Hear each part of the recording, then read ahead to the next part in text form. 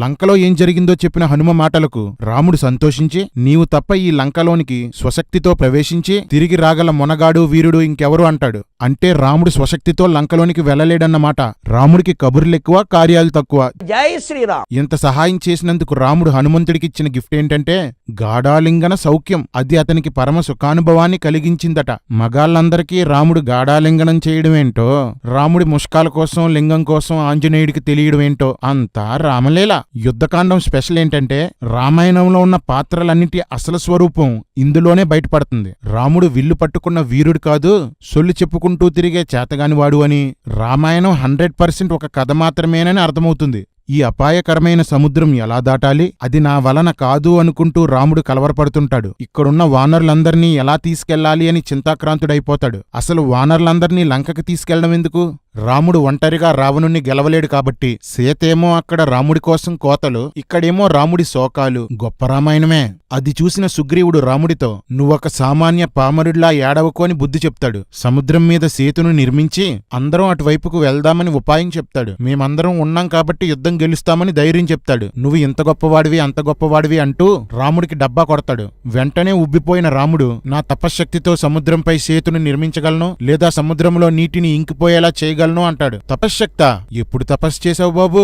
రామా, నువ్వే కట్టొచ్చుగా సేతును, వానరులనెందుకు వాడుకున్నావు? ఇందాకేమో ఎలా దాటాలని ఏడుపు, ఇప్పుడేమో నేనొక్కనే సేతును కడతానంటూ కబుర్లు. హనుమ రామునితో, రావణ సైన్యం కొన్ని కోట్ల మంది మాత్రమే, లంకను గెలవడానికి వానరులందరూ అవసరం లేదు, నాతో ఇంకొక 7గురిని పంపితే చాలు అంటాడు. అలాంటప్పుడు అన్ని కోట్ల కోతులు వెళ్లడమెందుకు, చావడమెందుకు? హనుమ కూడా రాముడిలాగే గట్టిగానే సొల్లు చెప్తున్నాడు. అంతేగా. ప్రాణాపాయ స్థితిలో ఉన్న సీత జాడ తెలిసింది. సహాయం చేయడానికి కోట్ల మంది వానరులు తన పక్కనున్నారు. వెంటనే రాముడు యుద్ధానికి బయలుదేరతాడనుకున్నాను. కానీ రాముడు మంచి ముహూర్తం చూసి, శకునాలు చూసి యుద్ధానికి బయలుదేరతాడు. రామా, నువ్వు శ్రీరాముడు కాదు, చాదస్తరాముడివి. జై శ్రీరామ్. రాముడు పెట్టిన ముహూర్తానికి 10,000 కోట్ల వానరులతో రాముడు బయలుదేరి మదించిన ఆబోతుల్లా పదండి అంటూ రెచ్చగొడతాడు. ఆంజనేయుడి భుజాల మీద రాముడు, అంగదుడి భుజాల మీద లక్ష్మణుడు కూర్చొని బయలుదేరతారు. కోతులు గర్జిస్తూ దారిలో పళ్ళు తింటూ నదులు సరస్సులు దాటారు. దారి పొడుగునా ఉన్న కొండల్ని పాడు చేస్తూ చెట్లను విరుస్తూ బయలుదేరారు. రే ఎర్రికొక్కలో, మా దేవుడు దారిలో ఏ చెట్టుని పాడు చేయకూడదని చెప్పాడురా. మీ శాడిస్టు రాముడు కోతుల్ని రెచ్చగొట్టి దగ్గరుండి మరీ చెట్లను విరగొట్టిస్తున్నాడు. వీరు సహ్యాద్రి చేరి దాని మీదుగా వెళ్లారు. ముమ్మాటికి వింధ్యా పర్వతాల అవతల నుండి మహారాష్ట్ర మీదుగా, కేరళ మీదుగా తమిళనాడు సముద్రం ఒడ్డుకు చేరారు. కిష్కింద కర్ణాటకలో ఉన్న హంపి దగ్గర ఉందని అబద్ధం చెప్పి హంపీని ఓ పుణ్యక్షేత్రం చేశారు. చరిత్ర ఆధారాలు చూడకపోయినా కనీసం రామాయణంలో ఉన్న ఆధారాలన్నా చూడండ్రా. 10 యోజనాల మేర మొత్తం రామసైన్యమంతా కిక్కిరిసిందట. ఒరేయ్ బొక్కలో లెక్కలు తీరా. 10 యోజనాల మేర అంటే 120 × 120 అంటే 14,400 చదరపు కిలోమీటర్లు. దాన్ని మీటర్లలో మారిస్తే 1,44,00,000 మీటర్లు. ఈ స్థలాన్ని 10,000 కోట్ల మందికి పంచాలి. అంటే ఒక చదరపు మీటర్లో 10,000 మంది వానరులు పట్టాలి. ఎలా పడతారా బొక్కలు? మీరు ముగ్గురు మహాజ్ఞానులు రా. 3 సెకండ్లు ఎవడైనా మీ దగ్గర కూర్చుంటే అజ్ఞానులు అయిపోతారు. జనరల్ నాలెడ్జ్ పెంచుకొని ఒక్కటైనా పనికొచ్చే పని చేయండి రా. సముద్రాన్ని చూసిన రాముడు ఉపాయం వలన మాత్రమే దాన్ని దాటగలం అంటాడు. ఇందాకేమో తపస్సు తోటకూరంటూ ఊపేస్తానన్నాడు. ఇప్పుడేమో ఉపాయం కావాలట. సొల్లు రాముడు. జై శ్రీరామ్. రే ఎర్రికొక్కల్లారా, బుర్రలేని పిచ్చోళ్లారా, 10,000 కోట్ల మంది ఏ బీచ్లో పడతారా? సొల్లు కథలో మీరుని. ఇక్కడ వాల్మీకి చెప్పిన పరమ సొల్లు చూడండి. ఆ సముద్రంలో తిమి అనే చేపలున్నాయట. ఆ చేప పొడవు 100 యోజనాలు అంటే సుమారు 1,200 కిలోమీటర్లు. ఈ తిమి అనే చేపను తినే చేపే తిమింగలమట. అంటే తిమింగలం పొడవు సుమారు 4,000 కిలోమీటర్లు ఉండాలి. ఏంట్రా ఎర్రికొక్కలో, ఈ రాతలేంట్రా? అతిపెద్ద తిమింగలపు అస్థిపంజరం 30 మీటర్లు. వాల్మీకి 4 లక్షల మీటర్లు అంటున్నాడు. ఒరే మతోన్మాదులందరికీ ఓ ఛాలెంజ్ రా. ఈ 4,000 కిలోమీటర్లు పొడవున్న తిమింగలపు అస్థిపంజరం పట్టుకుంటారండ్రా. చెప్పారులేరా సొల్లు పురాణం. దాని పేరే రామాయణం. జై శ్రీరామ్. వానరులంతా సేతును ఎలా కట్టాలి, ముందుకు ఎలా వెళ్ళాలి అని ఆలోచించుకుంటూ ఉంటారు. అంతలో రాముడు దూరం నుంచి లంకను చూస్తాడు. సీత గుర్తుకు వచ్చింది. రాముడికి కామం పెరిగిపోయింది. అప్పుడు లక్ష్మణుణ్ణి పక్కకు తీసుకెళ్లి, నా విరహాగ్నికి సీత యొక్క ఎడబాటే ఇంధనం, ఆమెను స్మరించుటయే అగ్నిజ్వాల. అట్టి ఆ కామాగ్ని నన్ను అహర్నిశలు కాల్చివేస్తుంది. ఓ లక్ష్మణ, నువ్వు ఇక్కడే ఉండు, నేను సముద్రంలోనికి దిగి నా కామవేడి చల్లార్చుకుంటాను అంటాడు. కామాగ్ని తగ్గించుకోవడానికి నీటిలోనికి దిగడం ఎందుకు రామా? కోరికల్ని కంట్రోల్ చేసుకోవటం నా వల్ల కాదురా, బాడీ బ్లోట్లో రగిలిపోతుంది. తమ్ముడితో రాముడు యుద్ధం గెలిచేశాక సర్వాంగ సుందరి అయిన సీత యొక్క దొండపండు వంటి పెదవులు గల ఆమె ముఖాన్ని కొంచెం పైకెత్తి ఆ పెదవుల అమృతాన్ని జుర్రి దివ్య ఔషధంలా ఎప్పుడు తాగేస్తానో, చక్కని స్తన సౌభాగ్యం గల ఆమెని కౌగిలించుకొని ఆ స్పర్శని ఎప్పుడు పొందుతానో అంటాడు. వానరులంతా రావణుడితో చేయాల్సిన యుద్ధం కోసం ఆలోచిస్తుంటే రాముడు మాత్రం సీతతో చేసే సమరం కోసం ఆరాటపడుతున్నాడు. ఊరై కర్రీ, నిగ్రహం లేని మీ రాముడికి అంత పెద్ద విగ్రహం ఎందుకురా? ఒరే ఎర్రిబరెల్లారా, ఏ అన్నైనా తమ్ముడితో తల్లిలాంటి వదిన కోసం పెదాల రసం తాగాలి, ఆమెకు పెద్ద పెద్ద స్థానాలు ఉంటాయి అంటాడా? సంవత్సరాల తరబడి భార్యకు దూరమైన లక్ష్మణుడు బానే ఉన్నాడు, రాముడికి మాత్రం ఆగట్లేదు. మీ రాముడు ధర్మరాముడు కాదు, రాముడు. నాకు నరాల్లో ఒళ్ళంతా దోలే. జై శ్రీరామ్. లంకలో ఉన్న రావణునికి వానర సైన్యం కోసం సమాచారం తెలుస్తుంది. రాముడు సామాన్యుడు కాదు అని భయపడతాడు. రాముడితో యుద్ధం గెలవగలనా అంటూ రావణుడు కంగారు పడుతుంటే ఇతర రాక్షసులు ధైర్యపరుస్తారు. రాముడు కూడా అంతే కదా, యుద్ధంలో గెలవలేనేమో అని భయపడుతుంటే వానరులు ధైర్యపరుస్తారు. ఇక హీరోకి విలన్కి తేడా ఏముంది? రావణుడి తమ్ముడైన విభీషణుడు వచ్చి రాముడు సామాన్యుడు కాదు, కామక్రోధాలను జయించినవాడు అని చెప్తాడు. రామాయణాన్ని నిజమని నమ్మేవాళ్లే ఎర్రిపప్పలనుకున్నాను. రామాయణం నిండా ఎర్రిపప్పలే. అక్కడ రాముడు కాముడై విలవిలలాడుతుంటే కామక్రోధాలు జయించినవాడంటున్నాడు. రామా, నువ్వు సీతారాముడు కాదు, సెగలరాముడివి. జై శ్రీరామ్. విభీషణుడు రావణుడితో సీతని రాముడికి అప్పగించేయ్, లేదంటే ప్రమాదమని హెచ్చరిస్తాడు. కాని రావణుడు కోపంతో విభీషణుడిని అక్కడి నుండి పొమ్మంటాడు. వెంటనే విభీషణుడు రావణుడి మీద కోపంతో గాల్లో ఎగిరి రాముడి దగ్గరకు వస్తాడు. హనుమంతుణ్ణి సుగ్రీవుడు ఓ పొగిడితే అప్పుడు లంకకి వెళ్ళగలిగాడు. కాని విభీషణుడు క్షణంలో వచ్చేశాడు. సుగ్రీవునితో నేను మీతో చేతులు కలుపుతాను అంటాడు. ఈ తేడాయనంలో అందరూ తేడానే. సుగ్రీవుడు వెళ్లి రాముడితో ఇతడు గూఢచారుగా వచ్చి ఉంటాడు, నమ్మొద్దు అంటాడు. రాముడు సరే అంటాడు. మీ సలహాలేంటి అని వానరులను అడుగుతాడు. వానరులు రామునితో ముల్లోకాల్లో నీకు తెలియనిది ఏముంటుంది అంటారు. మరి సీతెక్కడుందో ఎందుకు తెలియలేదు భయ్యా? చెప్పారులేరా సొల్లు పురాణం, దాని పేరే రామాయణం. జై శ్రీరామ్. శాకాహార మృగమైన హనుమ వచ్చి అతని మాట తీరు, ముఖ కవలికలు బట్టి అతడు మోసగాడు కాదు అంటాడు. కోతికి తెలిసిన విషయం కోదండరాముడికి తెలియలేదు. ఎంత గొప్ప రాముడో ఎర్రిరాముడు. అందుకు రాముడు విభీషణుడికి ఆశ్రయం ఇద్దాం, ఒకవేళ మోసగాడైనా పర్వాలేదు, సత్పురుషులు దోషులకు ఆశ్రయమిచ్చుట తప్పు కాదు అంటాడు. రే ఎర్రిబత్తాయిలు, నా క్వశ్చన్ ఏంటంటే ఇక్కడ సత్పురుషులు ఎవరు? రాముడితో సహా అందరూ తేడానే కదా. దోషులకు ఆశ్రయమిస్తే తప్పు కాదన్నావు కదా, అదే పని ఇప్పుడు చేశావనుకో, అంటే నేరస్తుల్ని ఇంట్లో పెట్టి దాచావనుకో జైల్లో వేసేస్తారు. ఇక్కడ కాబట్టి ఆగకపోతే సముద్రంలో దిగి చల్లార్చుకున్నాం. జైల్లో అనుకో కన్నాలేసుకు బతకాల్సి వస్తుందిరా.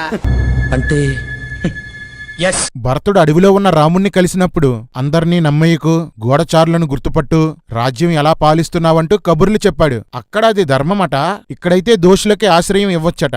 Clarity miss అయిందబ్బా. సుగ్రీవుడు రామా, ఇతని వల్ల మనకేదైనా ప్రమాదం వస్తేనో అని అడుగుతాడు. అందుకు రాముడు నన్ను ఎవరూ ఏం చెయ్యలేరు, నేను తలుచుకుంటే ఈ లోకంలో గల పిశాచాలు, యక్షులు, దానవులు, రాక్షసులను కొన గూటితో చంపగలను అంటాడు. తలుచుకోరామా, ఎందుకు కోట్ల మంది వానర్లు? తలుచుకో. వెనకటికి నీలాంటోడే వంగలేక మంగళవారం అన్నాడట. అసలు సామెత తెలుసు కదా గాయస్. చాలా అందంగా ఉన్నావు. ఎంత అందంగా ఉండి ఏం లాభంలేండి, ప్రతిరోజు మీకు మంగళవారమే కదా. ఎవడేం లేదు. విభీషణుడు రావణుడి రహస్యాలన్నీ చెప్పి అతన్ని చంపడానికి సహాయపడతాను అంటాడు. వెంటనే రాముడు నేను రావణుణ్ణి చంపి నిన్ను లంకపై రాజుగా చేస్తాను అని చెప్పి సముద్రం నీరు తెప్పించి పట్టాభిషేకం చేసేస్తాడు. ఎవడి స్వార్థం కోసం వాడు, ఎవడి రాజ్యం కోసం వాడు ఆడే నాటకమే ఈ రామాయణం. ఇంకా యుద్ధం గెలవకుండానే పట్టాభిషేకం. అలా పక్కన పడుంటాడని చూశారా రాముని నక్కజిత్తులు? సముద్రాన్ని దాటడానికి ఏం చేస్తే బాగుంటుందని రాముడు విభీషణుణ్ణి అడుగుతాడు. సముద్రాన్ని వేడుకుంటే సముద్రుడు సహాయం చేస్తాడు. ఈ సముద్రాన్ని సగరుడు తవ్వించాడు, అతడు మీ బంధువు అని చెప్తాడు. కర్రన్నయ్య, లంబడి అన్నయ్య, భూమిలో 3 వంతులు సముద్రం, 1 వంతు నేల ఉంది కదా. సగరుడు సముద్రం తవ్వించినప్పుడు మట్టెక్కడేశాడా నీళ్ళు? చెప్పన్రా, సముద్రం ఎంతుందిరా, నేలెంతుందిరా? పిచ్చి రాతలో మీరుని కాలి గోటితో గెలుస్తాను, తపశ్శక్తితో పొడుస్తాను అన్న రాముడు సముద్రాన్ని వేడుకోవడం మొదలు పెడతాడు. 3 రోజులు ఏమీ తినకుండా సముద్రం దగ్గర పడుకుంటాడు. సముద్రుడు కనబడకపోవడంతో రామునికి కోపం వచ్చి కళ్ళు ఎర్రబడ్డాయి. ఆల్రెడీ రాత్రి ఎర్రగానే కదరా ఉంటాయి మీ రాముడి కళ్ళు. మళ్ళీ ఎర్రబడ్డవేంట్రా ఎర్రిపప్పలో. ఇక సముద్రుణ్ణి నోటికి వచ్చినట్లు తిడతాడు. ధనుస్సు తీసి బాణాలు వేస్తాడు. ఆ బాణాలు నిప్పులు కక్కుతూ సముద్రంలోనికి వెళ్లి సముద్రాన్ని అల్లకల్లోలం చేశాయట. బ్రహ్మాస్త్రం వేసేద్దామని బాణం లాగగానే భూకంపాలు వచ్చి సృష్టంతా అల్లకల్లోలం అయిపోయిందట. నక్షత్రాలు సూర్యచంద్రులు వక్ర మార్గంలో తిరిగేశాయట. ఏంట్రా ఈ సొల్లు? అగ్నిబాణాలు సముద్రంలోనికి వెళ్లడమేంటి? ఆకాశంలో నక్షత్రాలు పారిపోవడమేంటి? అంత శక్తి ఉన్నవాడు ఇంతమంది వానరులతో యుద్ధానికి బయలుదేరడమేంటి? బ్రహ్మాస్త్రానికి భయపడిన సముద్రుడు మీరు నా మీద సేతు కట్టుకోండి, నేను దాన్ని భరిస్తాను అంటాడు. చాగంటి గరికపాటి నాదొక ప్రశ్న. సగరుడు తవ్వించినందుకు సముద్రానికి సాగరమని పేరు వచ్చింది. అంటే సగరుడు తవ్వించకముందు ఆ సముద్రం లేదు. సముద్రం లేదు అంటే సముద్రుడు లేడు. సగరుడు సముద్రాన్ని తవ్వించినప్పుడు సముద్రం రావాలిగానే సముద్రుడు ఎక్కడి నుండి వచ్చాడు? ఇలాగే కదరా దేవుళ్ళని సృష్టించారు. మా దేశస్థుల్ని అజ్ఞానుల్ని చేసి ప్రతిదానికి మొక్కేలా చేశారు. అమ్మా గంగారాం తల్లి, తల్లి అమ్మ తల్లి, నువ్వే మాకు దిక్కు తల్లి, మా కోరికలు నెరవేర్చు తల్లి. ఎవరయ్యా నీకు ఇది అమ్మవారి విగ్రహం చెప్పింది? కండవారా ఇది మా ఇల్లు చూడండి, 100 కిలోమీటర్లు వెళితే మైసూరు వస్తుంది. ఇంకో 100 ఏళ్ళు గడిచినా మీకు జ్ఞానోదయం రాదు. వంతెన ప్రారంభిస్తారు. ఇక్కడి నుండి కామెడీ చూడండి. 100 యోజనాల పొడవు ఉన్న 2 దారాలను ఈ చివరి నుండి ఆ చివరకు పట్టుకున్నారట. వెడల్పు 10 యోజనాలట. అంటే సేతు పొడవు 1200 కిలోమీటర్లు, వెడల్పు 120 కిలోమీటర్లు. ఒరే ఎర్రి కుక్కలో, ఆంజనేయుడు తప్ప ఎవరూ 100 యోజనాలు ఎగరలేరని రాశారు కదా. మరి అటుపక్కన దారాలు పట్టుకున్న ఇద్దరు ఎవర్రా? అంత పెద్ద దారాలు ఎక్కడి నుండి తెచ్చారా? హనుమాన్ దళ్ వాళ్ళిచ్చారా? RSS వాళ్ళిచ్చారా? ఒరే పిచ్చికుక్కలో, భారతదేశానికి శ్రీలంకకి మధ్య దూరం 30 కిలోమీటర్లరా. 1200 కిలోమీటర్ల సేతెందుకురా? ఎక్కడికి వెళ్ళడానికి? ఒరే బురద పందుల్లారా, వానరులు వేసిన రాళ్లను మునిగిపోకుండా సముద్రుడు భరిస్తానన్నాడు కదా. అలాంటప్పుడు వంతెనేందుకురా? వానరులు నడుచుకుంటూ పోవచ్చు కదా. వంతెన ఎలా కట్టారంటే కొండచర్యలు, చెట్లు తెచ్చి మొదటి రోజు 168 కిలోమీటర్ల వంతెన కట్టారట. రెండవ రోజు 240 కిలోమీటర్లు, మూడవ రోజు 252 కిలోమీటర్లు, నాలుగవ రోజు 264 కిలోమీటర్లు, ఐదవ రోజు 276 కిలోమీటర్ల వంతెన కట్టారట. వంతెన పూర్తయ్యాక దానిమీద వెళ్లడానికి కూడా రాముడు శకునాలు చూసుకుంటాడు. కాకులు కూసాయి, నక్కలు అరిచాయి, కుడికన్ను అదిరింది అంటూ ప్రతిదీ శకునమే. రామా, నువ్వు సుగుణాల రాముడు కాదు, శకునాల రాముడివి.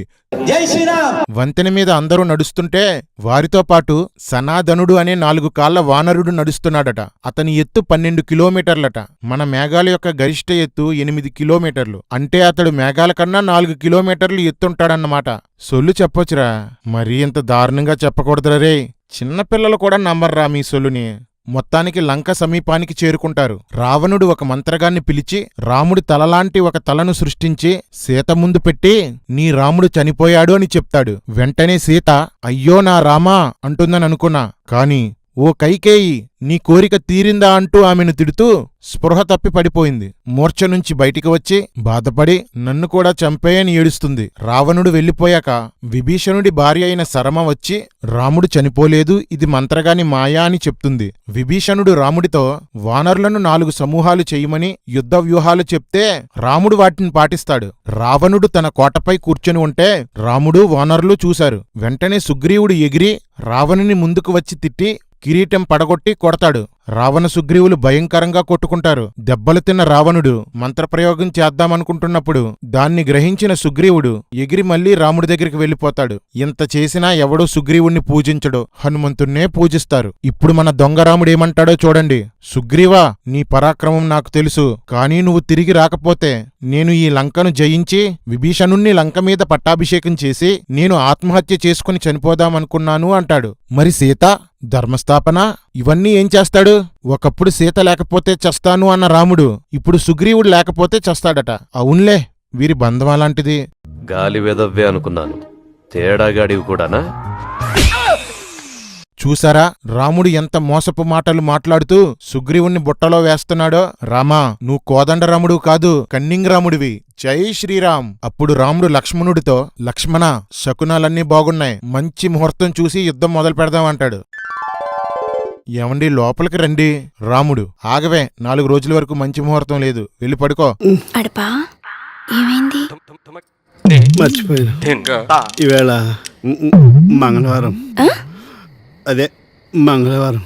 మొత్తానికి ముహూర్తం చూసి యుద్ధం ప్రారంభించారు. లంక మీద దాడి ప్రారంభమైంది. ఇక్కడ వాల్మీకి రాముణ్ణి ఎట్టి క్లిష్ట కార్యాన్నైనా సులభంగా చేయగల రాముడు అంటాడు. సీత అపహరించబడి సంవత్సరం అవుతుంది, ఇంకా విడిపించలేకపోయాడు. పొగడ్తలు మాత్రం ఉంటాయి. యుద్ధం భీకరంగా జరుగుతుంది. రాక్షసులు చస్తున్నారు, వానరులు చస్తున్నారు. వానరులను రాక్షసులు తినేస్తున్నారు. వాలి కుమారుడైన అంగదుడు రావణుడు కొడుకు సూపర్ హీరో అయిన ఇంద్రజిత్తుతో యుద్ధానికి తలపడి అతన్ని గాయపరుస్తాడు. వెంటనే ఇంద్రజిత్తు అదృశ్యమైపోతాడు. అది చూసిన రాముడు ఈ రోజు ఇంద్రజిత్తు చస్తాడు అంటాడు. వెంటనే అదృశ్యంగా ఉన్న ఇంద్రజిత్తు నాగాస్త్రాలతో రామలక్ష్మణులను బంధిస్తాడు. బాణాలు వేస్తాడు. రామలక్ష్మణులు మూర్చబోతారు. బాణాలను ఆయువుపట్లో శరీర అవయవాలన్నిట్లోనూ దించేస్తాడు. వీరుడు, ధీరుడు, శూరుడు, ఎట్టి క్లిష్ట కార్యాలైనా సులభంగా చేయగల రాముడు నాగబంధంలో చిక్కుకొని చావు బ్రతుకుల్లో ఉన్నాడు.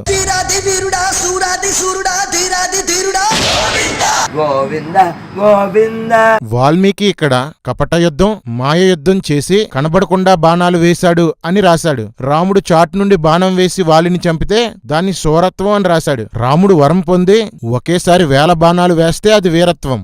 ఇంద్రజిత్తు వరం పొంది అదృశ్యంగా బాణాలు వేస్తే అది కపట యుద్ధం. వాళ్ళు చేస్తే వ్యభిచారం, మీరు చేస్తే సంసారమా? చెత్త ధర్మం, చెత్త పుస్తకం. రామలక్ష్మణులు చనిపోయారనుకుని ఇంద్రజిత్తు వెళ్లిపోతాడు. చావు బ్రతుకుల్లో ఉన్న అన్నదమ్ములను చూసి వానరులంతా ఏడుస్తుంటారు. ఇంద్రజిత్తు రావణుని దగ్గరకు వెళ్లి రామలక్ష్మణులు చనిపోయారని చెప్తాడు. ఇంద్రజిత్తు మళ్లీ వచ్చి వానర అధికారులందరినీ బాణాలతో కొడతాడు. హనుమ వక్షస్థలంలో 10 బాణాలు దించేస్తాడు. రావణుడు సీత దగ్గరకు స్త్రీలను పంపి రామలక్ష్మణులు చనిపోయారని చెప్పి పుష్పక విమానంపై తీసుకువెళ్లి చూపించండి అంటాడు. ఆల్రెడీ రాముడు తల తీసుకెళ్లి సీతకది చూపించి రాముడు చచ్చిపోయాడని చెప్పాడు. మళ్లీ చెప్పడమేంట్రా?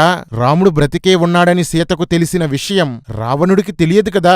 రామాయణం కథ కాబట్టి ఫ్లోలో రాసుకుంటూ పోయాడు. రాక్షస స్త్రీలు సీతకు విషయం చెప్పి పుష్పక విమానం మీద తీసుకువెళ్లి రామలక్ష్మణులను చూపిస్తే అయ్యో నా రామా అని ఏడుస్తుందనుకున్నాను. కాని నా చేతి గీతలు, నా కాలి గీతలు, నా జాతకం చూసిన వారు నేను భర్తతో కలకాలం ఉంటానని, పట్టపురాణిని అవుతానని చెప్పారు. వారి మాటలన్నీ అబద్ధాలేనని జాతకం చూసిన వారిని తిడుతుంది. నా పిక్కలు గుండ్రంగా ఉన్నాయి, వాటిపై వెంట్రుకలు లేవు.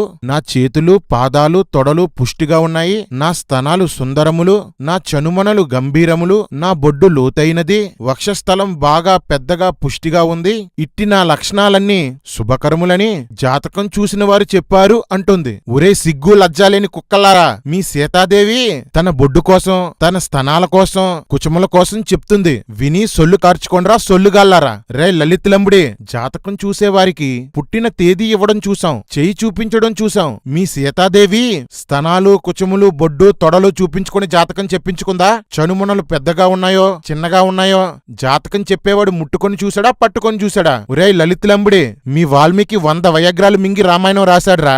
సీతకి పెళ్లి కాకముందు జాతకాలు చూశారు అని చెప్పింది. సీతకి 6వ సంవత్సరంలో పెళ్లయింది. 6 సంవత్సరాలకే పెద్ద పెద్ద వక్షోజాలు, గంభీర కుచాలు, లోతుబొడ్డు వచ్చేసాయిరా మీ సీతకి. బూతు కవులు, బూతు కథలు, బూతు భక్తులు. ఇప్పటికైనా తెలుసుకోండ్రా, ఈ పురాణాలు, ఇతిహాసాలు, రతిహాసాలు అన్నీ బాపనోడు బ్రతకడానికి, మన నెత్తిమీదెక్కి తొక్కడానికి రాసుకున్నాడని. ఒక స్త్రీని ఇంత దరిద్రంగా వర్ణిస్తారా? మీ రామాయణాన్ని ఎన్ని బూతులు తిట్టినా తక్కువేరా. ఛీ! నా కొడుకులా ఉన్నాడే వీడు. ఈసారైనా రాముడి కోసం ఏడుస్తుందనుకుంటే రాముడు చనిపోయాడని నాకు చింత లేదు. ఈ విషయం తెలిస్తే కౌశల్య ఏమైపోతుందో అన్నదే నా బాధ అని అంటుంది. ఛీ! ఒక్కరంటే ఒక్కరు సరిగ్గా ఉండర్రా. తేడా, మొత్తం తేడా ఆయన. మీ ఇంట్లో అందరూ ఇలా వంకరగానే మాట్లాడతారా? తిన్నగా ఎవడో మాట్లాడ్డా అనుకుంటా. ఇలా ఏడుస్తుంటే త్రిజట అనే రాక్షసి, ఓ సీత, నీ భర్త చనిపోలేదు, ఎందుకంటే భర్త చనిపోయిన స్త్రీని పుష్పక విమానం తీసుకువెళ్లదు అంటుంది. ఒరే పిచ్చి వెదవల్లారా, అజ్ఞాని అయిన గరికపాటి, కీచుకంఠం చాగంటి, మీకసలు బుర్రలున్నాయా? విధవరాలను పుష్పక విమానం తీసుకెళ్లదు అని ఆ విమానాన్ని యుద్ధం చేసి సంపాదించిన రావణుడికి తెలీదా? ఏంట్రా ఈ సొల్లు రామాయణం? విధవరాల్ని పుష్పక విమానం కూడా మోయదా? ఎంత హీనోరా మీ సున్నాతన ధర్మానికి విధవరాలంటే. కొందరు విధవరాలను భర్తతో పాటు కాల్చేస్తారా? కొందరికి గుండు కొట్టి తెల్ల చీరలు కట్టి మూలను కూర్చోబెడతారా? శుభకార్యాలకు వాళ్ళను వెళ్లకుండా చేస్తారా? పొద్దున్నే వాళ్ళ ముఖం చూడకూడదా? మీలాంటి బోకుల్ని బోధకులుగా పెట్టుకున్నందుకు నా దేశ ప్రజల్ని పిచ్చోల్ని, వెర్రోల్ని చేశారా మీరు?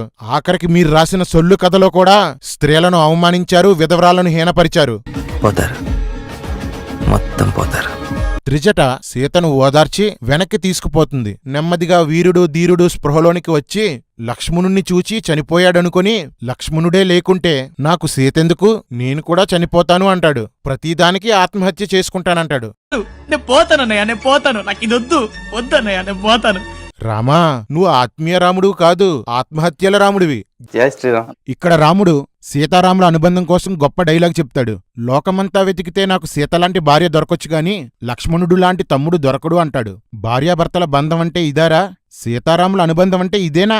సీత లేకున్నా పర్వాలేదట, సుగ్రీవుడు లేకపోతే చస్తాడట, లక్ష్మణుడు లేకపోతే చస్తాడట. మగాళ్ళకేమో గాఢాలింగనం ఇస్తాడు, లింగాన్ని చూపిస్తాడు. నా దేవుడు గాడ్డా గాండా అని అడిగావు కదరా? రే మాడా, ఇప్పుడు నిన్నడుగుతున్నాను, నీ దేవుడు గాడ్డా గేనా? మరి ఎవరిస్తా రెండు కాదేమో మన నా వలనే లక్ష్మణుడు చనిపోయాడు, నేను పాపాత్ముణ్ణి అని రాముడంటాడు. ఇంతకాలానికి నిజం తెలుసుకున్నాడన్నమాట. సుగ్రీవునితో వానరులతో రాముడు, నాకు మీరెంతో సహాయపడ్డారు, నా తమ్ముడు చనిపోయాడు, నేను కూడా చనిపోతాను, మీరు మీ ఇళ్లకు వెళ్లి హాయిగా జీవించండి అంటాడు. రాముడి కంటే నీచుడెవడు, రాముడి కంటే మూర్ఖుడెవడు? వీళ్ళందరూ వెనక్కి వెళ్ళిపోతే సీత ఏమవుతుంది? నేను పోయినా నా కుటుంబం బాగుండాలని మనందరం పాలసీలు కడతాం. కానీ ఈ మూర్ఖరాముడు తన భార్యను శత్రువు దగ్గర వదిలేసి పొమ్మంటున్నాడు. రామా, నువ్వు భార్గవరాముడు కాదు, బుద్ధిలేని రాముడివి, బాధ్యత లేని రాముడివి. విభీషణుడు బాణాలు గుచ్చబడి చావు బ్రతుకుల్లో ఉన్న రామలక్ష్మణులను చూసి ఏడ్చి ఆ ఇంద్రజిత్తుడు కపటయుద్ధం చేసిన పాపాత్ముడు, దొంగ దెబ్బతీసిన దుష్టుడు అని తిట్టాడు. రామా, వీడు నిన్ను తిడుతున్నాడా ఇంద్రజిత్తుని తిడుతున్నాడా? ఒళ్లంతా బాణాలు గుచ్చబడిన రామలక్ష్మణులను విభీషణుడు చూచి వీళ్ళేంటి ముళ్లపందుల్లా ఉన్నారు అంటాడు. ముళ్లపంది రాముడు, జై శ్రీరామ్. రామా, మాడగాడు మా యేసుప్రభువు 3 మేకులు పీక్కోలేకపోయాడు అన్నాడు. రామా, బాణాలు పీక్కోమరి, నా యేసు చనిపోయి మరణాన్ని గెలిచాడు, నువ్వు కనీసం బాణాలైనా పీక్కో. విభీషణుడు ఒక మూలన కూర్చొని లంకారాజ్యంపై నేను పెట్టుకున్న ఆశలన్నీ పోయాయని ఏడుస్తాడు. అందరూ స్వార్థపరులే, రామాయణం అంతా సొల్లుగాళ్లే. సుగ్రీవుడు వచ్చి, నీ రాజ్యానికి ఇబ్బంది లేదు, నేను రావణుణ్ణి చంపి సీతను తీసుకువస్తాను, ఈలోపు రామలక్ష్మణులను కిష్కిందకు తీసుకుపోండి అంటాడు. రాముడికి లేని బుద్ధి ఈ మృగానికి ఉంది. జై శ్రీరామ్. అంతలో అక్కడ పెద్ద గాలి వీచి గరుత్మంతుడు అక్కడికి వస్తాడు. గరుత్మంతుని చూసి నాగాస్త్రాలన్నీ పారిపోయాయి. గరుత్మంతుని మహిమ తాకిడితో రామలక్ష్మణుల గాయాలన్నీ మాయమైపోయాయట.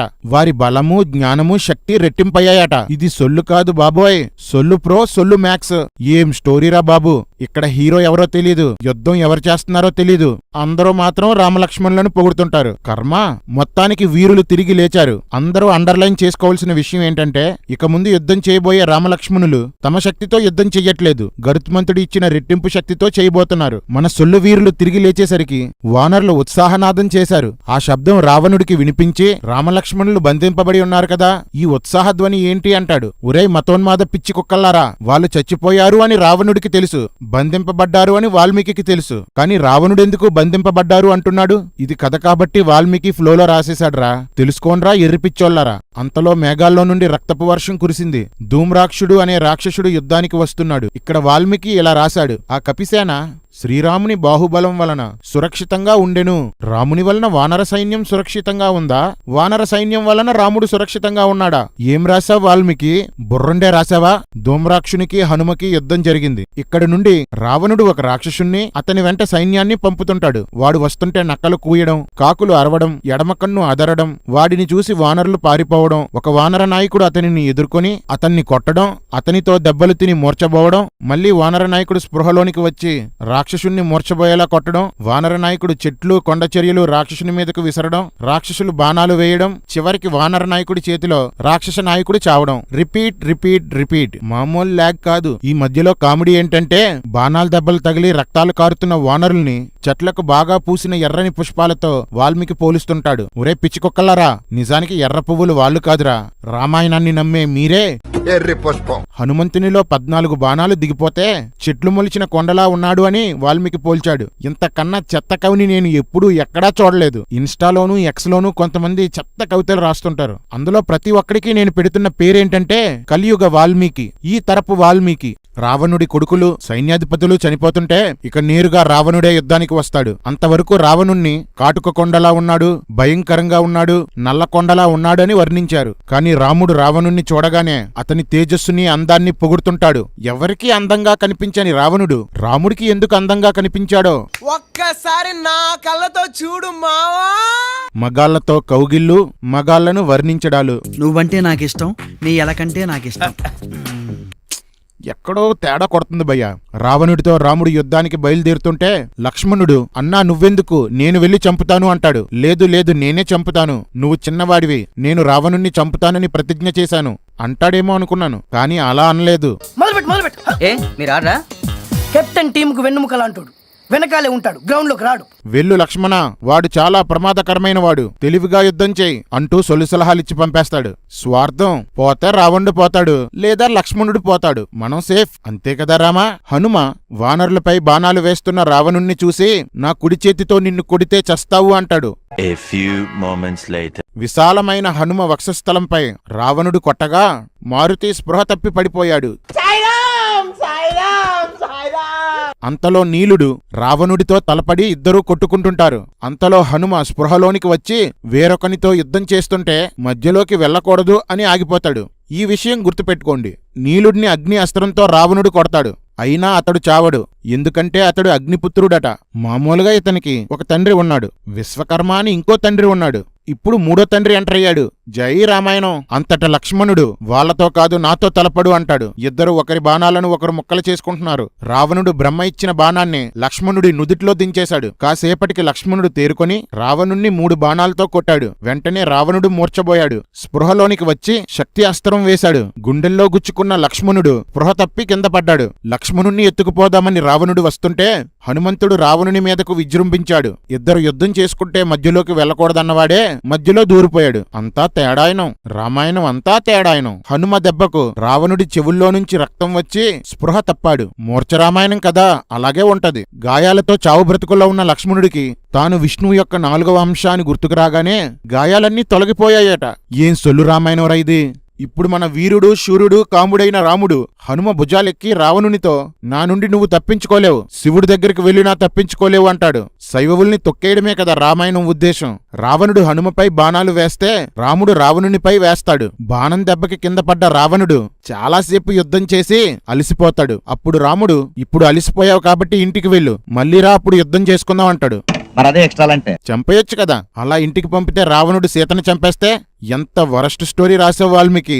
ఇక్కడ ఇంకో సొల్లు స్టార్ట్ అవుతుంది. రావణుడి సహోదరుడైన కుంభకర్ణుని నిద్రలేపుతారు. ఇతడు సంవత్సరానికి వారం రోజులు మాత్రమే మేలుకొని ఉండే భారీ రాక్షసుడట. యుద్ధరంగానికి వచ్చేటప్పటికి అతని ఎత్తు 2400 అడుగులు, లావు 400 అడుగులట. ఒరే, ఇంక మీ సొల్లుకి అంతులేదా? అతన్ని చూసి వానరులంతా పరిగెడుతుంటే అంగదుడు వానరులతో శ్రీరాముడి దగ్గర ఈ కుంభకర్ణుడు మిడతలాంటివాడు అంటాడు. రివర్స్ లో చెప్పాడన్నమాట. కుంభకర్ణుడు ఒకేసారి 100 మందిని నేలకు కొట్టి చంపుతుంటాడు.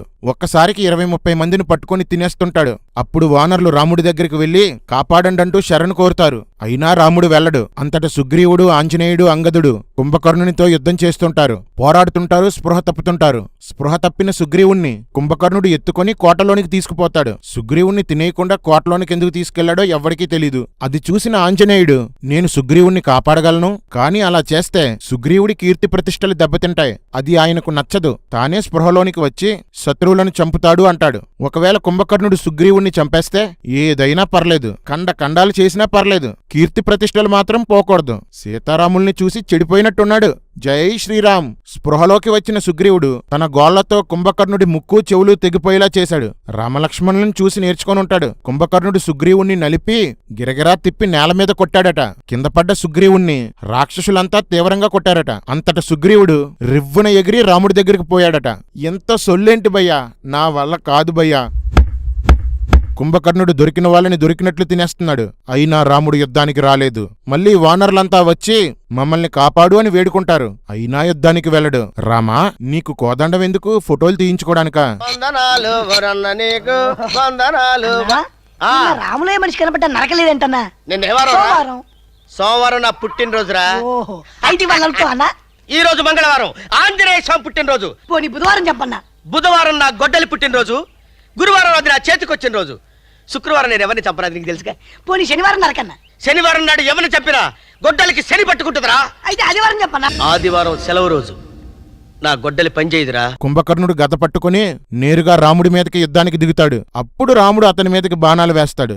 రాముడికి సహాయం చేయడానికి వచ్చిన వానరుల్లో వేల మందిని చంపి తినేస్తుంటే సహాయం చెయ్యమని అడిగినా అంగుళం కూడా కదల్లేదు రాముడు. మానవజాతంతా ఆపదలో అజ్ఞానంలో ఉంటే, పాపంలో ప్రమాదంలో ఉంటే ప్రభువా మమ్మల్ని కాపాడు అని అడగకుండానే లోకాలు దాటి నా కోసం మన కోసం వచ్చాడు యేసు. తన మీదకి ప్రమాదం వస్తేనే గాని చలించని వాడు రాముడైతే నా మీదకు వచ్చే ప్రమాదాన్ని తన మీదకు వేసుకున్నవాడు యేసు. ఈ చేతకాని రాముడికి, స్వార్థ రాముడికి నా యేసుతో పోలికేంటి? కుంభకర్ణుడు కొండచర్యని రాముడి మీదకి విసిరితే రాముడు బాణాలతో దాన్ని తన మీదకు రాకుండా ముక్కలు చేస్తాడు. ఆ ముక్కలు పడి 200 మంది వానరులు చనిపోతారు. మనం బాగుంటే చాలు, మనకి కీర్తి వస్తే చాలు, ఎవ్వడలా పోయినా పర్లేదు. ఇదే సనాతనం, సన్నాసితనం. మొత్తానికి బాణాలు వేసి వేసి రాముడు కుంభకర్ణుని చంపేస్తాడు. ఆ వార్త విన్న రావణుడు, నా తమ్ముడు చనిపోయాడు, నాకిక సీత ఎందుకు, ఈ ప్రాణం ఎందుకు అంటాడు. ఇది రాముడు డైలాగ్ కదా. రావణుడికి కూడా సేమ్ రాసేసవా వాల్మీకి? అలాగే సార్. నన్ను నానే నన్ను నానే నానేనైనా ఎలా ఉందిరా? అంతటా రావణుడు తన కుమారుడైన అతికాయుణ్ణి యుద్ధానికి పంపాడు. ఇతడు బ్రహ్మ ద్వారా వరాలను పొందినవాడట. బ్రహ్మ రాక్షసులకు వరాలను ఇవ్వడమేంటి? అరే బర్రెల్లారా, బ్రహ్మ సృష్టికర్త అని నమ్ముతారు కదా.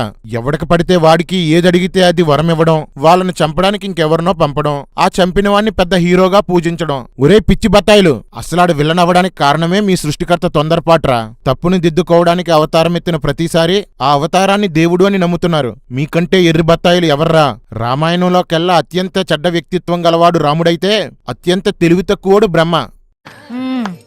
సరిపోయారిద్దరూను. ఆడో గొప్ప సిద్ధాంతి, ఈడో గొప్ప యాదాంతి. అతికాయునితో లక్ష్మణుడు తలపడి అనేక బాణాలు వేశాడు. రాక్షసుడు కూడా బాణాలు వేస్తే ఒక బాణం లక్ష్మణుడి గుండెల్లో దిగిపోయి విపరీతమైన రక్తం వచ్చింది.